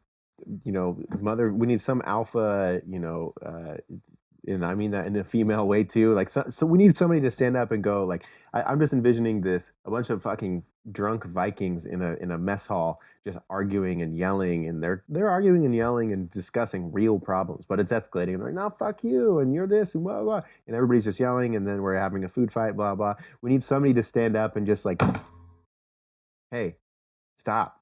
Yes, there's problems. Let's sit down and actually solve them. What we're doing, the way we're speaking to one another, the things that we're doing right now is unhelpful. Stop being such monkey minds, and let's actually use like this very powerful, tool that we have. Yeah. And I dabbled in pretty extreme perspectives of political opinion just to test them out. And I've come kind of full circle to more of a meta-analysis of this. I actually just whatever will achieve the principles that I wish to happen in society. I don't care what you really call it, but society has to work for everyone. And if it doesn't work for one group, it's going to be really bad. So we can't really agree on the problems because there's a lot of like propaganda and just public agitation about. So on one hand, you have the news, who says, some news sites say, hey, you're feeling agitation. It's hard to get work. You're underpaid. It's not because this is like just the system, it just is built like this and you're being exploited by the CEO who's making billions of dollars. It's actually Mexicans. It's actually people coming across the border. They're taking your jobs. So now we found there's a pain point and we have two really different solutions. And somebody's paid a lot of money to make it that way. So what do you do with that? Yeah. How do you deconstruct that? Because you just are blasted. You're just blasted with propaganda. Yeah, it's exactly like we're busy fighting about the dumb things and we're fighting about them in dumb ways. And there has to be some sort of snap out of it situation. That's what I'm thinking. Like, I don't know. I don't know what that could possibly mean or do. Maybe that's what this whole alien thing ploy is. Maybe it is going to be, what is it, Project Bluebeam or whatever they were talking about, where they're going to project some aliens and it's going to give us an excuse to come together as a human species and fight the bad aliens. And then we'll be like, oh yeah, we did need some sort of war event to make us realize what's truly important and how to come together and that we have a future if we just plan on it. Yeah. This really got routed into political discussion, and I want to apologize. But it's just like the nature of this, first off. But I don't actually know if that was apologize for that. I appreciate your perspective on, you bring politics into it, and it's something that I don't dabble into as much. So I think that my messy creative side perception of these same things creates a fun I don't like to do it from the average this is my stance, believe it. I would rather do it from a power dynamic and philosophy stance because I actually think that's how we come to conclusions. But on the sake of the alien thing, I think that we would come together and get right back to fighting. I think that until we can figure out that apes strong together, that we will always go back to resorting to that. Because we just have so much stuff, so much all the social constructs that have just been put in place over a millennia have just remained like race, just stuff like that is really not real, but we put a lot of thought into, and it's divisive. It's a reason to other people, and that's just like innate to our biology. Until we can get enough friction in society to realize that this doesn't serve us, I don't think it's going to go away. But I do think that friction is coming. And I think that maybe some of the stuff that's coming out of universities is kind of pushing on the boundaries of what society could probably deal with right now when it comes to fluidity. But I do think the demolition of a lot of social constructs for a more fluid society will be helpful in the long run, because then we have less stuff to differentiate each other on. You have less others if everything's fluid. So I think cancel culture could just be considered more of gossip. Cancel culture, it can be more gossip than, it's not actual problem solving. We think it's problem solving. We think that we're actually finding the boogeyman, like you had stated before. We're finding the boogeyman and we're all right, there he is, let's fucking lock him up. But it's a distraction. It is gossip. I literally think of, I have a small amount of our friends on Snapchat. I go on there, and obviously, as soon as I see the story page, you start seeing these tabloids, and I'm addicted to my damn phone and all the pretty colors, so I scroll and I'll look for a few seconds, and there's always you'll never believe what so and so did. You'll never believe what Kanye West said. So and so leaked, and it's gossip. It's tabloids. We want to know what's going on. I think we need to as individuals, as just consumers of all of this cool, exciting, fun, flashy phone, exciting, made like a slot machine. This cool thing is distracting us and making us dummies. It's making us care about dummy stuff. Why do we give a flying F about what so-and-so is doing, what so-and-so is saying? I get that not everybody's going to have the interest of hey, we've got real problems and we need to solve it, but there does need to be more people, more of the general public focusing on things of importance, because it'll change what they think about, what they talk about, what they do, what they study, what they spend their time doing. And in turn, that creates more people who are able to cognitively actually solve these problems in our near future.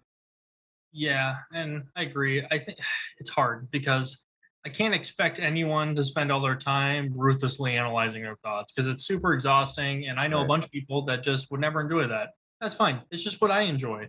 And I can't really expect all the people to do it, but I would really like it if more people stopped feeding into it and just like cared how their neighbors were doing at the end of the day. You know, like, hey, we're like all suffering and it's pretty obvious and we're really focusing on this one thing, but like, what are our commonalities?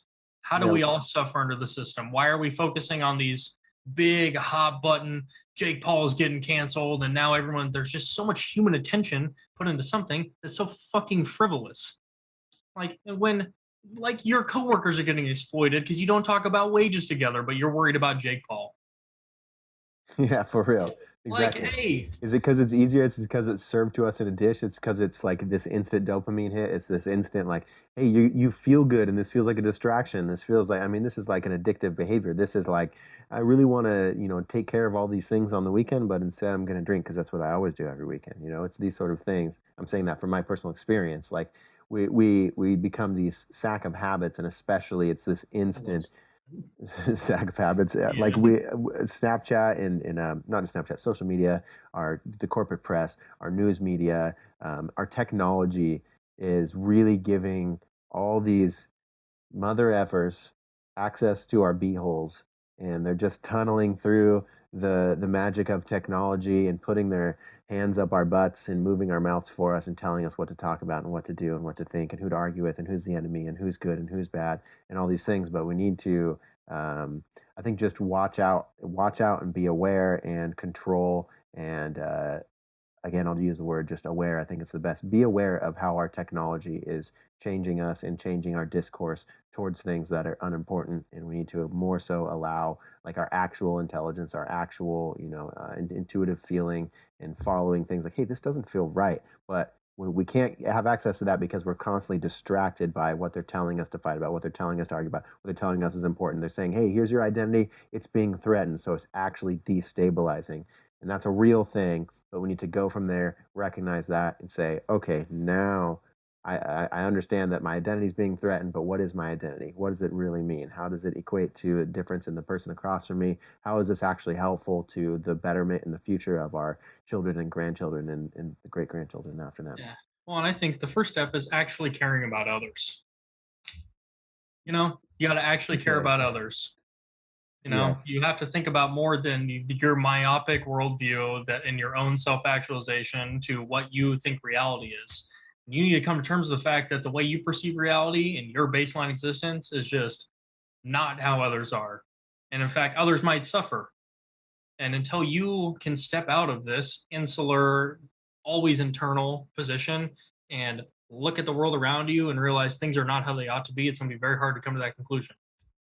I want to interject where you're going. I'm sorry. I was just thinking. I think this is a good important thing. A good practice for this. A good way for an average person to actually do this. And by this I mean care for one another. Like, how could you truthfully care for other people more? Like, maybe people listening to this are nihilistic and they fucking hate people and they just want to hang out with themselves and they think people suck. And it's hard to care about anybody but themselves because maybe that's how they were taught since they were a young person. Maybe they were taught to just look out for themselves. Or maybe they just they haven't really thought about it. Like, it's not that they hate other people, but they just don't. It's like, I'm doing my thing and I literally have no time to concentrate on what other people are doing. These are the people, yeah, that's what's going on. These are the people that I saw, like a couple weeks ago, I saw this guy, I was driving down the road and he rolls down his truck window and he takes a big old wad of Taco Bell garbage and just throws it out on the freeway.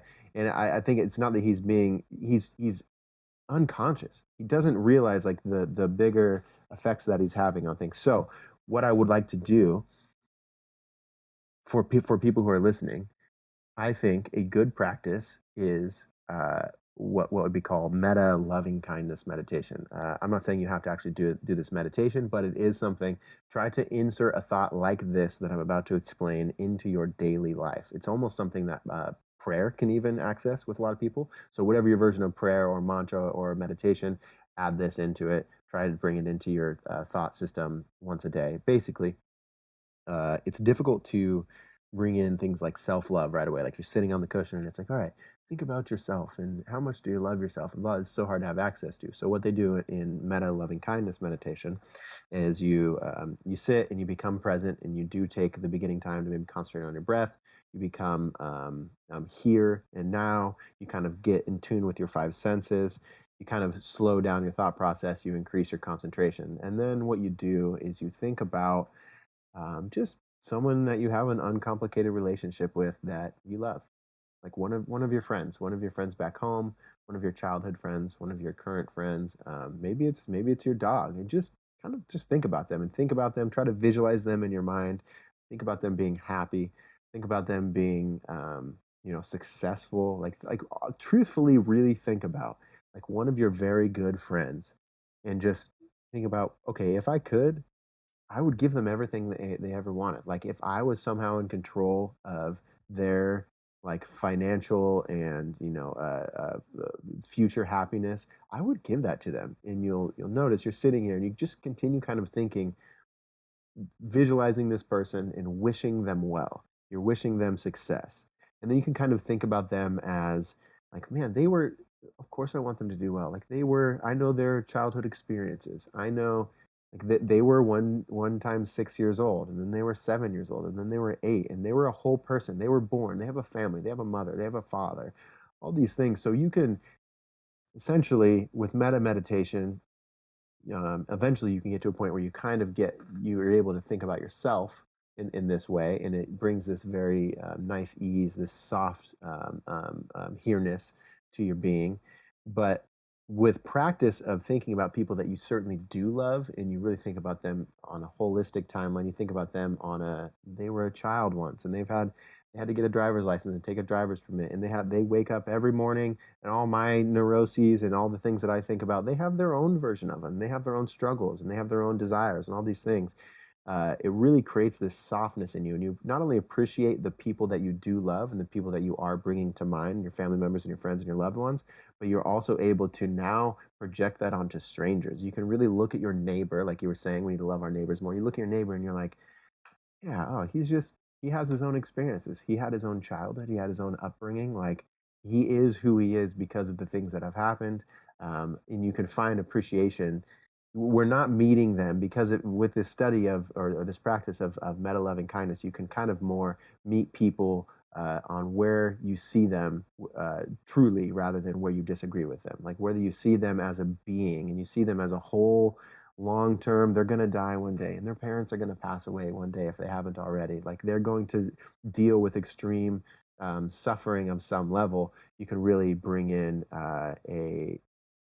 it pushes away this, hey, your neighbor is actually a this. Whether the news tells you, our social media, our technology tells us your neighbor is this. You miss that they're also the same thing you are. They're love. They're a family member. They're a son. They're a child. They're a father. You miss out on all these things. So anyway, that's my quick sidestep on meta loving kindness meditation. You can practice it on your friends, and it actually increases your ability to love other people in the world. Yeah. I will actually give you a school of thought or a systemic way to think that you might arrive at the same conclusion if you don't wish to do that or do both. So if I can propose that free will is not completely free, and you don't always choose all your outcomes and actions, you didn't necessarily pick the operating system that you've been operating under for your whole life. So if you just are a collection of thoughts and ideas that have kind of been handed to you, if you can see that in other people, you can look at their surroundings and realize how they came to these conclusions, and they didn't necessarily choose any of them, probably actively, and logically it can make a lot of sense why they did, because this is the exposure that they had, and it's not necessarily a slight on them, it's more of a systemic problem. So we have these things in place that have showed these people these things in images, and these are the conclusions that they didn't arrive at on their own. And instead of being angry at this person for concluding these things in which they were given, you can look at the system as a whole and figure out, hey, where do we mess up? What is the influence? Mm. Yeah, we are.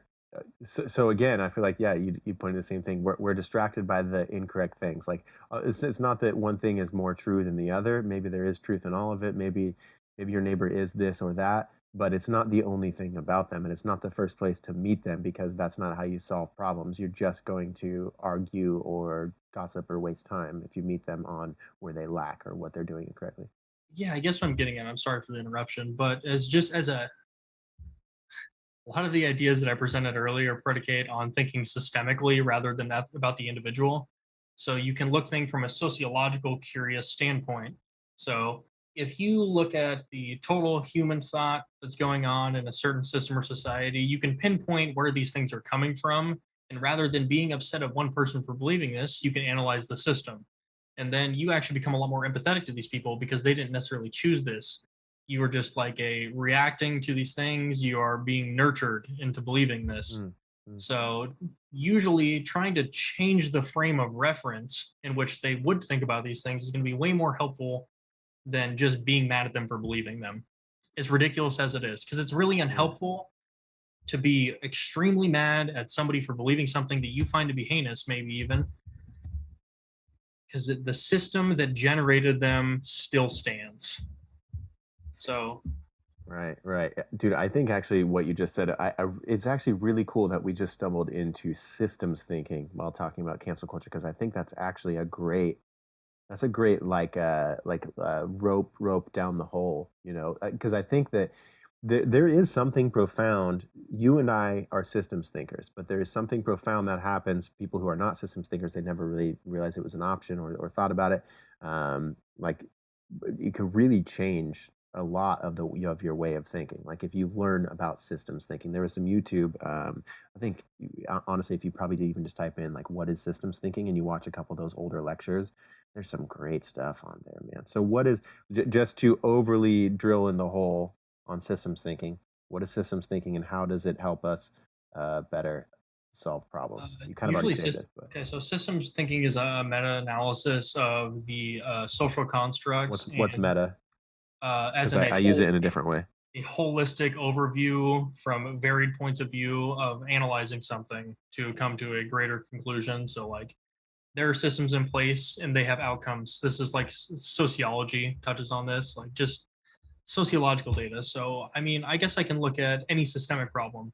So if you have a group of people that are constantly having the same outcome under the same circumstances with no intervention, it's more than likely a systems problem, and you're not actually going to be able to solve it without a systemic solution.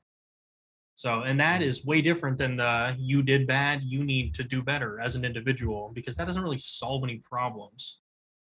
It doesn't solve any problems. If you can't alter the system to change the outcomes, you're not going to make large changes. So thinking about systems as a whole is the only way to actually elicit any real change.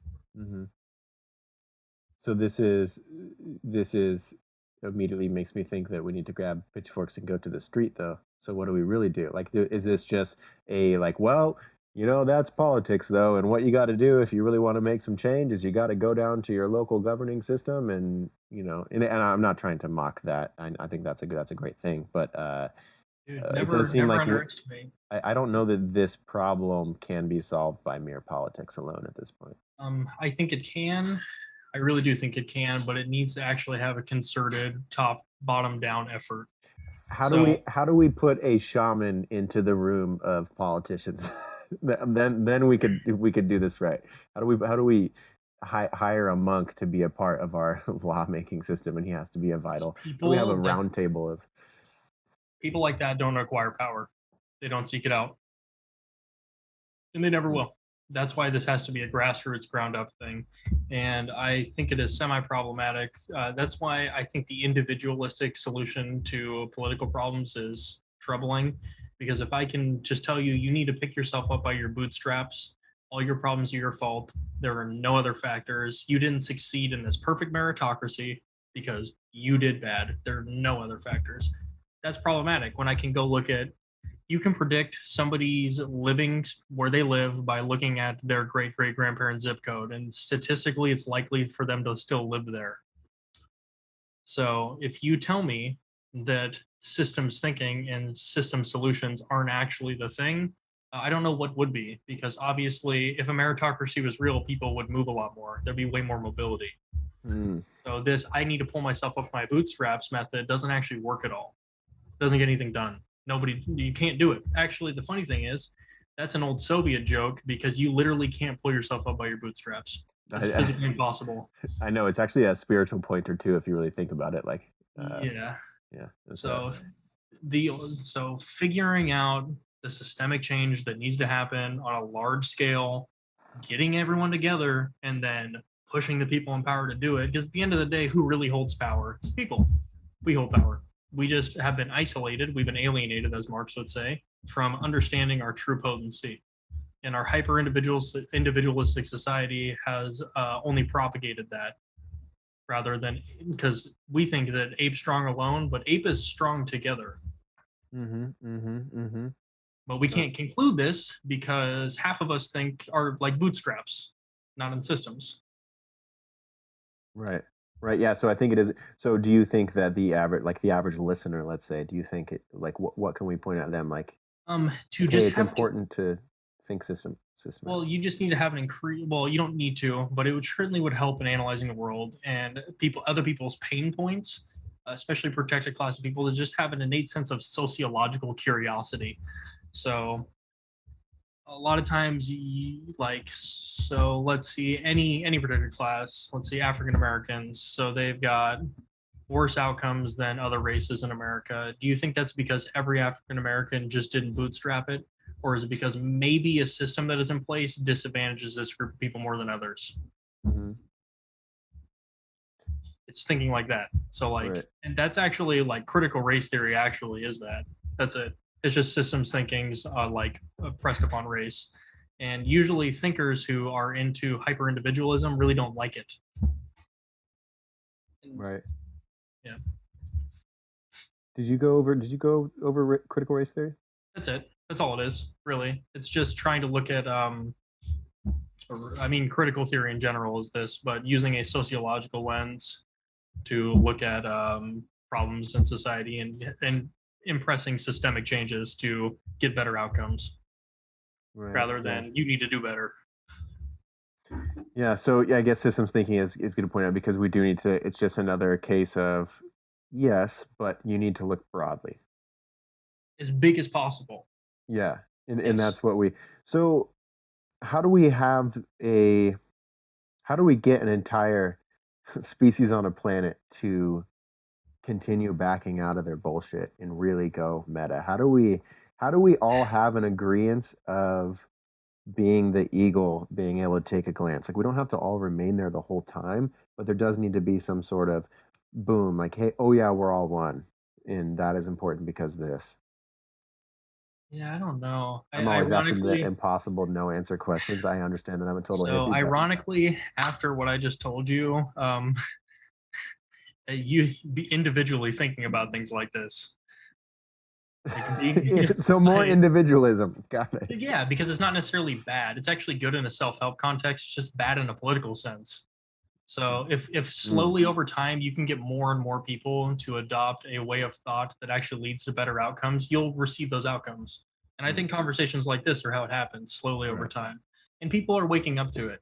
I mean, like 60% of young people like really question the hard-nosed, austere way that like American politics and American thought has gone. And it's because of suffering. It's because people have been suffering. Like there is a call, and it is being answered. It's just, it's going to take a while. And I know I've been pretty nihilistic for this whole talk, but I really believe this. Over all of history, more people have had more rights and more liberty over time forever. It's always gotten better. It's always gotten better. And although sometimes we have dips in this, it just continues, because people that fight for this don't just stop. They don't stop at gay marriage. They don't just stop at workers' rights. They don't stop at the 8-hour work week. This just always gets better. Okay, I was just thinking, kind of back to the Coca-Cola thing. Like, you have more rights than ever, but like your brain chemicals are being scientifically studied and then used against you. Like, you have every right to drink as much Coca-Cola as you possibly could want forever. But then there's also this other thing of, but you're gonna die, but we're gonna get you so addicted to it that or it's gonna make you sick in these ways, or it's gonna like there is this. It's so hard, because you want to, like, you start choosing freedoms, but it seems like we're almost unable to, like, I see how frustrated, like, I'll literally sit down in front of some food and like, okay, I'm only going to eat this amount of it, and then sure enough, I'll eat the whole thing, and then whatever, I'll eat something else afterwards. Like the self control, I have every right to eat all of these things, but I do also see how it's harming me, and I don't Mhm. seem to be able to stop. You know, it's like we're all addicts of all these different things, and I'm sure other people have this, like with Diet Coke or McDonald's or whatever. It's like you have every right, and you should have every right to drink as much Diet Coke as you want, but also like it's killing people. Yeah. What's I that? guess it's not exactly what I was referencing when it comes to freedom. I more so just mean like you don't have to work 40 hours a week. Like we don't need to be that productive. But on that end, yeah, I think that that needs to be tempered with education. I think that actually fundamentally all of this is an education problem. And the people that pay Mm, for education, I mean, literally all the problems we have, I think, are fundamentally education problem because they churn out a populace that is not introspective. They don't know about epistemology. They don't know how to critically think or analyze the world around them in any way mm, but the myopic lens that they've been taught to. So, because if you go look at just in metadata or like any health surveys, so the higher a level someone's education is, the more likely they are to eat well. mhm. That's it. Yeah. So this is, and I don't think that that is just because these people are special. I think they've just been exposed to enough thought to come to these conclusions. Right. And we just need to expose young people to that. But the problem is, people a lot of money spend a lot of money to make sure that that doesn't happen. Yeah, God, dude, we're seriously taught what to think, not how to think in so Yeah. many ways. Well, and by design too. By design, it's Right. not like an accident. Because if you have people that think, if you have a populace that thinks really critically, they question a lot of all the shit that goes on. And if you question shit, that destabilizes authority. And authority has one goal: maintain power. Right. That's it. One goal: maintain Yep. power. Oh, so our power dynamics of how we socially Yeah. construct So our existence as human beings on planet Earth is going to have its own self-destruct feature that's just on a time. It's just a time bomb, is really that's all. But yeah. I guess we'll know the solutions as they come about. So okay, so in the meantime, looping back to cancel culture and what can everybody as individuals do? Um, Work on your damn self and look at these things. Look at these things. Don't take them so face value. Like, don't just listen to what the corporate press and to what all these phone apps and stuff are telling you, or what the popular video that day is like, because that's going to make you feel righteous and make you feel like, yeah, I believe that too, I'm on the right side. But it's not exactly like, just question it. Just question a little bit more, like who put that there, how is that full circle, why are we arguing about this, what are things that could be possibly more important. What else do you have, Spencer, if we want to start rounding the curve of the end of this podcast here? Um, What? I think that I'm going to say a fair warning to people engaging in just the YouTube rabbit hole or listening to others speak. Just be wary of language that you don't know the definition to. That's actually why I defined all those terms previously, because they're extremely misused and sometimes maliciously. So, a really common tactic for people with any political leaning to graft their ideology onto you is to take the words from whatever the opposition is, use them improperly and all intermingled, and then speak in vague enough terms for you to be able to graft your idea onto it. So now they convince you to not like a bunch of stuff that you don't know about and speak vaguely enough without defining terms to then in turn just agree with them. So It's tricky now, scaffolding from an elusive smart person. yeah, and it's just how people are able to slowly inundate you with their personal ideology. And it may not be malicious and it may be malicious, but this is just a thing that happens. So just be wary of someone. If you can deconstruct somebody's sentence and you realize they didn't really say anything, they didn't say anything. They just a bunch of buzzwords and they're speaking in like a lot of really loose metaphorical terms that don't ever hard nose answer questions. I would not say to devalue them, but definitely introspect and go figure out what they're talking about. What are these things that they're criticizing? What does the opposition think? And where do I fit in? I And mean, I'm not saying, go and ahead. don't just go look at it to confirm what you already believe. Go really look at it. Go really look at whatever's being criticized, because then you can at least round out your view. Because you either come to terms with the fact that you don't like it and he's right, or he or she is right, or hey, maybe there's some nuance to this. And now you have a multi-perspective viewpoint of something that was pretty myopic in the first place due to whatever you're listening to. I have another door that just opened up thinking about this. Do you think there's any issues here with how our information ecology is combined with our entertainment structure? Yes, 100%. Yes. And it's mostly just because of the nature of the internet. So if you can be as broadly appealing as possible and use that really flowery, beautiful language and trick people into thinking that you're like an intelligent person, not just like a pseudo intellect, you can really collect a lot of people. And then that hits. People like it when you use really fluttery language. They don't like to get into the weeds. They just like want you to sound smart and agree with them. A I lot feel of like I feel like I speak rather inconcisely. I'm a very like sloppy, I don't know. I feel like I almost fall into this category of like but, don't listen to people like me because I'm kind of just but we pointing around. also, I mean, we also one don't claim to be, two don't hold any power, and three just want to do good stuff. Like Yeah, it's intent. it's just different when you like are a monolithic, intelligent person in society, and then you still do this. Right. Like I feel like it's pretty obvious that I'm just like a guy just figuring it out, and I have no malicious intent. I Right. just want society to be better. But smarter devils than I have whipped up more loose language to fool a lot of people and garner a really big following, and then take money from them. Really, most people are trying to sell books. You know, I feel like I would wear that on a shirt. Most people are just trying to sell books. it's real though. That is real. I mean, look, okay, this is a tangent, but like, look at self help. It's like the same six ideas, just recycled between like some just barely different framing. And whoever can just like get the hit, get enough popularity to make the book with the six ideas wins. They just keep going. Yeah, I mean, it is all kind of pointing at the same thing, but as someone who has been interested and fairly enveloped in self-help since I was like 16, like I've always, it is, dude, it's very interesting to me because it is pointing to a lot of the same ideas, but how we get there, how we understand what the person's talking about very much has to do with our own upbringing. Like for me, I feel like I wasn't taught very much by adults. Like I kind of had to teach myself everything. I just had an upbringing that put me as a solo independent person fairly early. And so for me, when I was able to discover like the self-help section and discover like the self-development books in the library, I was like, whoa, I get to like learn things that I didn't get it. I didn't have my dad didn't teach me these things that other people got to be taught. So I get to learn them.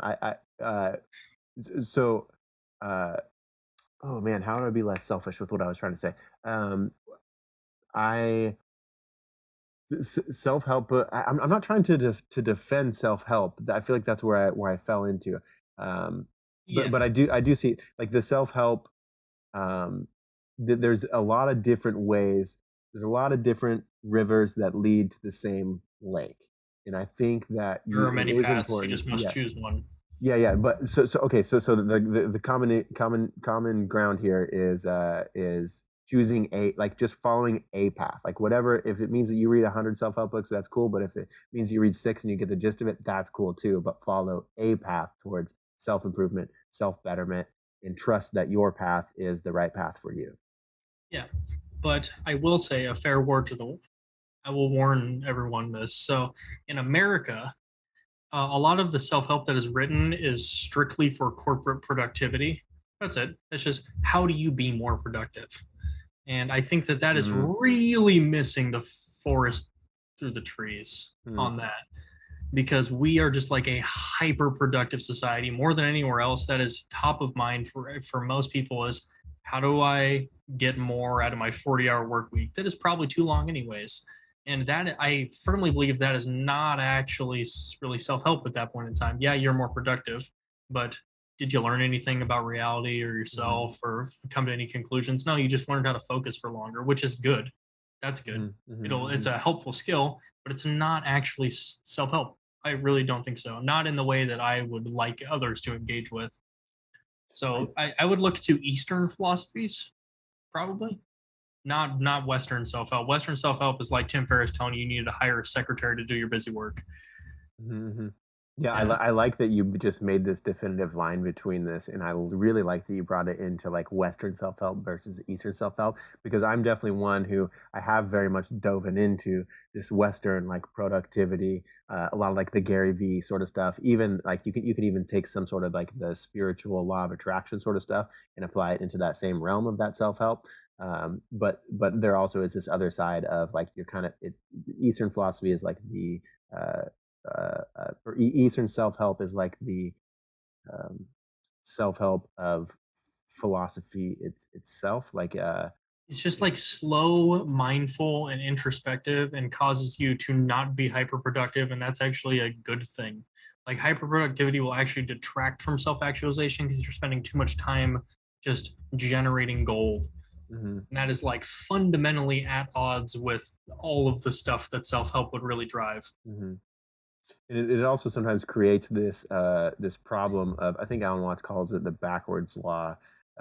Basically, by being someone that needs to improve, by being someone who needs to do these things, you're now identifying with someone of lack. You're identifying as like the negative aspect, the yin to the yang of the thing that you're trying to achieve, and you're living through that. Like I am a person who needs to do this so that I can be happy or so that I can feel this, Yeah. completion or whatever.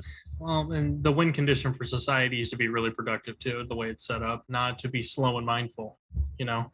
Hmm. So be like learning how to be this actually puts you fundamentally at odds with how we've constructed our economic system, which is to be giga productive. Just get make as much money as you can for someone else and kind of yourself. And that is the opposite of the we need to really slow down, really introspect, and really think about our surroundings. And I think that's the big rift because like Gary Vee, like hustle culture, self-help, I think is pretty harmful, not helpful. Yeah, that's like the pickup culture versus psychology. Like Yeah. psychology is good, but if you're using it just for picking up women, like you're kind of missing the point here. Yeah. Yeah. Cool. Well, all right. I mean, I feel like we did point to a lot of the important things on here. Where are we at for you, Spencer? What do you think? How do you think we did on defining, explaining, just addressing cancel culture from where it's really at? Like it's kind of hard. Like what exactly we're answering? What is cancel culture and why does it affect us? Blah blah blah. But how is this information useful to the average consumer? Like why is this something that is important, and what else what do we need to reiterate or cover still on this cancel culture subject? Do we do our thing? I think so. I don't know if this got clipped, but I just really want people to be wary when they're seeing like a lot of if it's political cancel culture like rhetoric, just either one, somebody just having an idea and then getting criticism and then not liking criticism and saying this is cancel culture, because that does happen pretty frequently. Because like if you are have a political idea in a public space, like the point is that it's up to scrutiny. Like that's just what happens. That's how it goes. Like if you're a large figure, like your ideas have been put out there to scrutinize, this is politics, you've chosen to engage with this. That's how it is. So I would be it's just a bad excuse to reject criticism is instead of actually having to hone your ideas against someone else's, you just say, no, they're just trying to cancel me. You're being too woke. Here it is. So it insulates criticism. Number one, I Mm. think it's important to recognize that because it's allowed some people to live in a space where they never actually like have to elaborate or deal with any of their ideas. They just point to the big scary word and people are like, oh, yeah, you're right. That is cancel culture. What else? Um, I want people to be wary of when something is happening, especially with social progress and people are labeling it as woke cancel culture, to really look at the underlying subtext of the situation. So when rights are revoked or when anything bad happens to any minority groups or just any people in general, nobody really talks about it, but like when trans people want better rights, when black people want better voting laws that don't systemically oppress them, it's all of a sudden this is woke and authoritarian. So be careful at the narrative that is being displayed by people in power when it is obviously conflicting their power structures. Like nobody gets mad at I mean, people get mad at the Catholic Church, but the Catholic Church has been doing pretty authoritarian cancel culture stuff forever. People don't really talk about it. It's because it's only when the ideas really brush up against the current power structures that there is a massive fit thrown. And you should look at that friction and like, hey, maybe there's something to this. Maybe there's not. Maybe there's a group of people that is actually being unreasonable, but it's subject for inspection. My biggest worry of all time definitely is the label woke and the label cancel culture is just being used to stop civil rights from progressing. It's just stopping it. Yeah. So like if you can use some niche problem that nobody cares about to red herring or take attention away from like real problems. I'm pretty sure I mentioned this on the pre-pod, but trans people have a life expectancy between 30 and 35, but media outlets are trying to force trans bathroom bills is the problem. When these actually are just people that are really scrutinized, ostracized, and hated on in society, and nobody asked for this. You know, same with voting laws, like stuff like that. It's just there is a red herring, a social friction that is being thrown in front of you to distract you from some real big systemic problems and causing infighting when we actually can probably agree on a lot of it. So just be fair warned when you hear any of the hot button words, when you hear postmodern neo-Marxist, critical race theory, like a lot of these words that seem really buzzy, woke, cancel culture. Not saying that the person that is saying them is in bad faith or is necessarily even wrong. It's just subject to inspection. Yeah, I mean, I like that. I was thinking about how we our culture inevitably wants to memify everything. We want to like condense it down to these ideologies.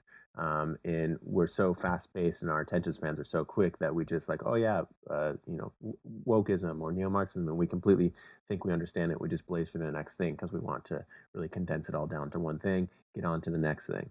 But yeah, I think introspectively looking at these things, questioning them, not falling into the trap of like talking about it all the time. I think that's what's going to happen is cancel culture is going to fizzle out. Like meaning, I think it already has. Yeah, I think you're right there. I mean, it feels like this was something we were talking about for a while, and it feels so much less important than just a couple months ago. I'm like, dude, yeah, it's just it's a whatever. I don't care about it. Yeah, and just a lot of times in the news cycle, it's a red herring. These social issues. So, like a few months ago, when the Amazon strikes were happening, they hired off-duty police officers to break union rallies, and then they illegally voted against the union inside to not allow workers to get rights. But if you look in that time, there was more than likely some other social drama, meaningless dribble that was thrown in front of the public eye to distract from this real thing that's happening.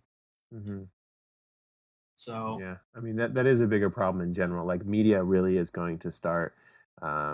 I mean, it's going to continue to cause a lot of havoc and destruction in our society if it's not.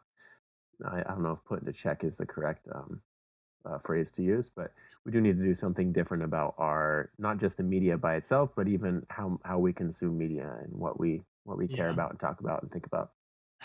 Yeah, and with that, my one last thing that I would hope people would do is now that old media is dying and there's no authoritative place, you will go to YouTube.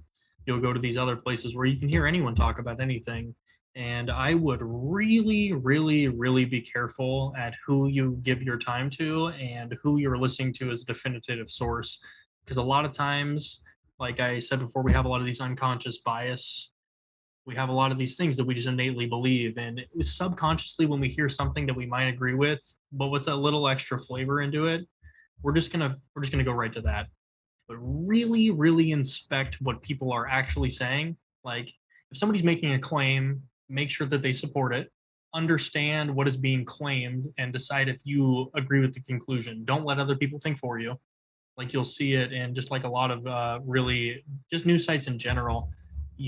Somebody will force you to see a problem through their worldview and then come up with a lens or solution that is favorable to their cause. So just, hey, what is this person? What is the claim? And what is the elaboration and conclusion to this claim?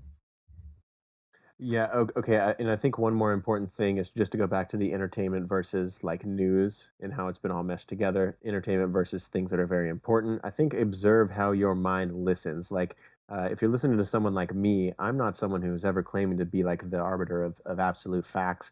I don't know exactly what's going on. I'm someone who I stumble through my thinking in real time. And I think that listening to me in the exact same way that you would listen to, let's say someone that an important news anchor who's giving you something that's supposed to be considered as fact, I think listen to them a bit differently. Like there is an openness that you need to bring into casual conversation versus this reality overlay that we have of our news and them saying, hey, here's what's going on and here's what we know about it and here's what you should do about it. Those are things that maybe you should be questioning at the very least. Yeah. So yeah, just that definitive line between entertainment and this wasn't so bad, Spencer. Nope, I think we did all right. We definitely touched on a lot more than I thought we were going to today, but that's how it's going to be, and I for sure enjoyed it. Yeah, it was good stuff. I feel like we can kind of put cancel culture to bed. I mean, I know we always like dabbling into anything when it comes to mind viruses or just any sort of sense making sickness, or our inability to sense make as a general population. We're always going to love talking about those sorts of things, and we will continue to talk about those sorts of things. But I'm thinking that this cancel culture thing can be put into the back seat. Yeah, I mean, I've never looked at it as really problematic. I think now more than ever it is. I mean, it might have been a problem maybe 5 years ago, but this is so far beyond the scope of society and what people are actually worried about, or any of these groups that you're scared of or have heard bad things about or focusing on, that it's just this is a complete red herring and non-issue. And for people personally, don't worry about it. Don't worry about it. Just work on being a good person. Forget about it. Just focus on yourself.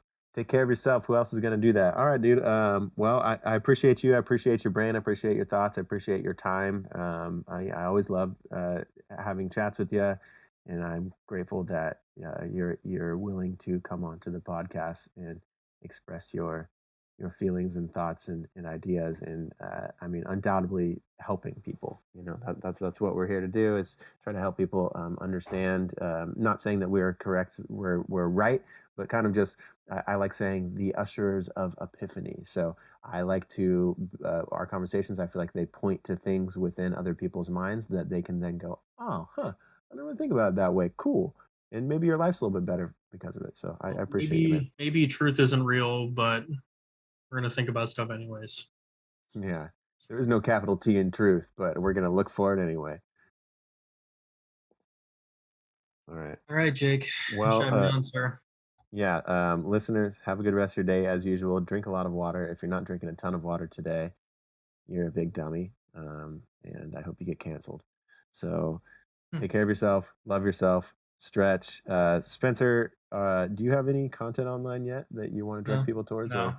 Okay, everybody please message Spencer and tell him that you want him to create his own channel, because he has an important mind and perspective on these topics, and I would listen to it myself, to be honest. So I mean, and if you have any questions about left-leaning political views or anything that I've discussed today, or anything you want me to elaborate on, you can find me on Instagram at @SpencerHicks_. For sure, just shoot me a message. I'll be happy to parlay with you. And even if you disagree with everything he says, and you think that you want to debate the guy, let me know, and I'll be like, all right, I will be the middleman of this debate via this podcast. If I do deem it to be important and valuable, I think that would actually be kind of fun. So cool. All right, Spencer, I love and appreciate you. I'll text you just here in a little bit, and listeners, I love and appreciate you just as well. And I won't text you, but I thank you for listening to the podcast, and take care of yourself. Goodbye. And don't forget to breathe. Don't forget to breathe. Breathe from your belly, your diaphragm, and your nasal cavity. Goodbye. Have better conversations with ourselves.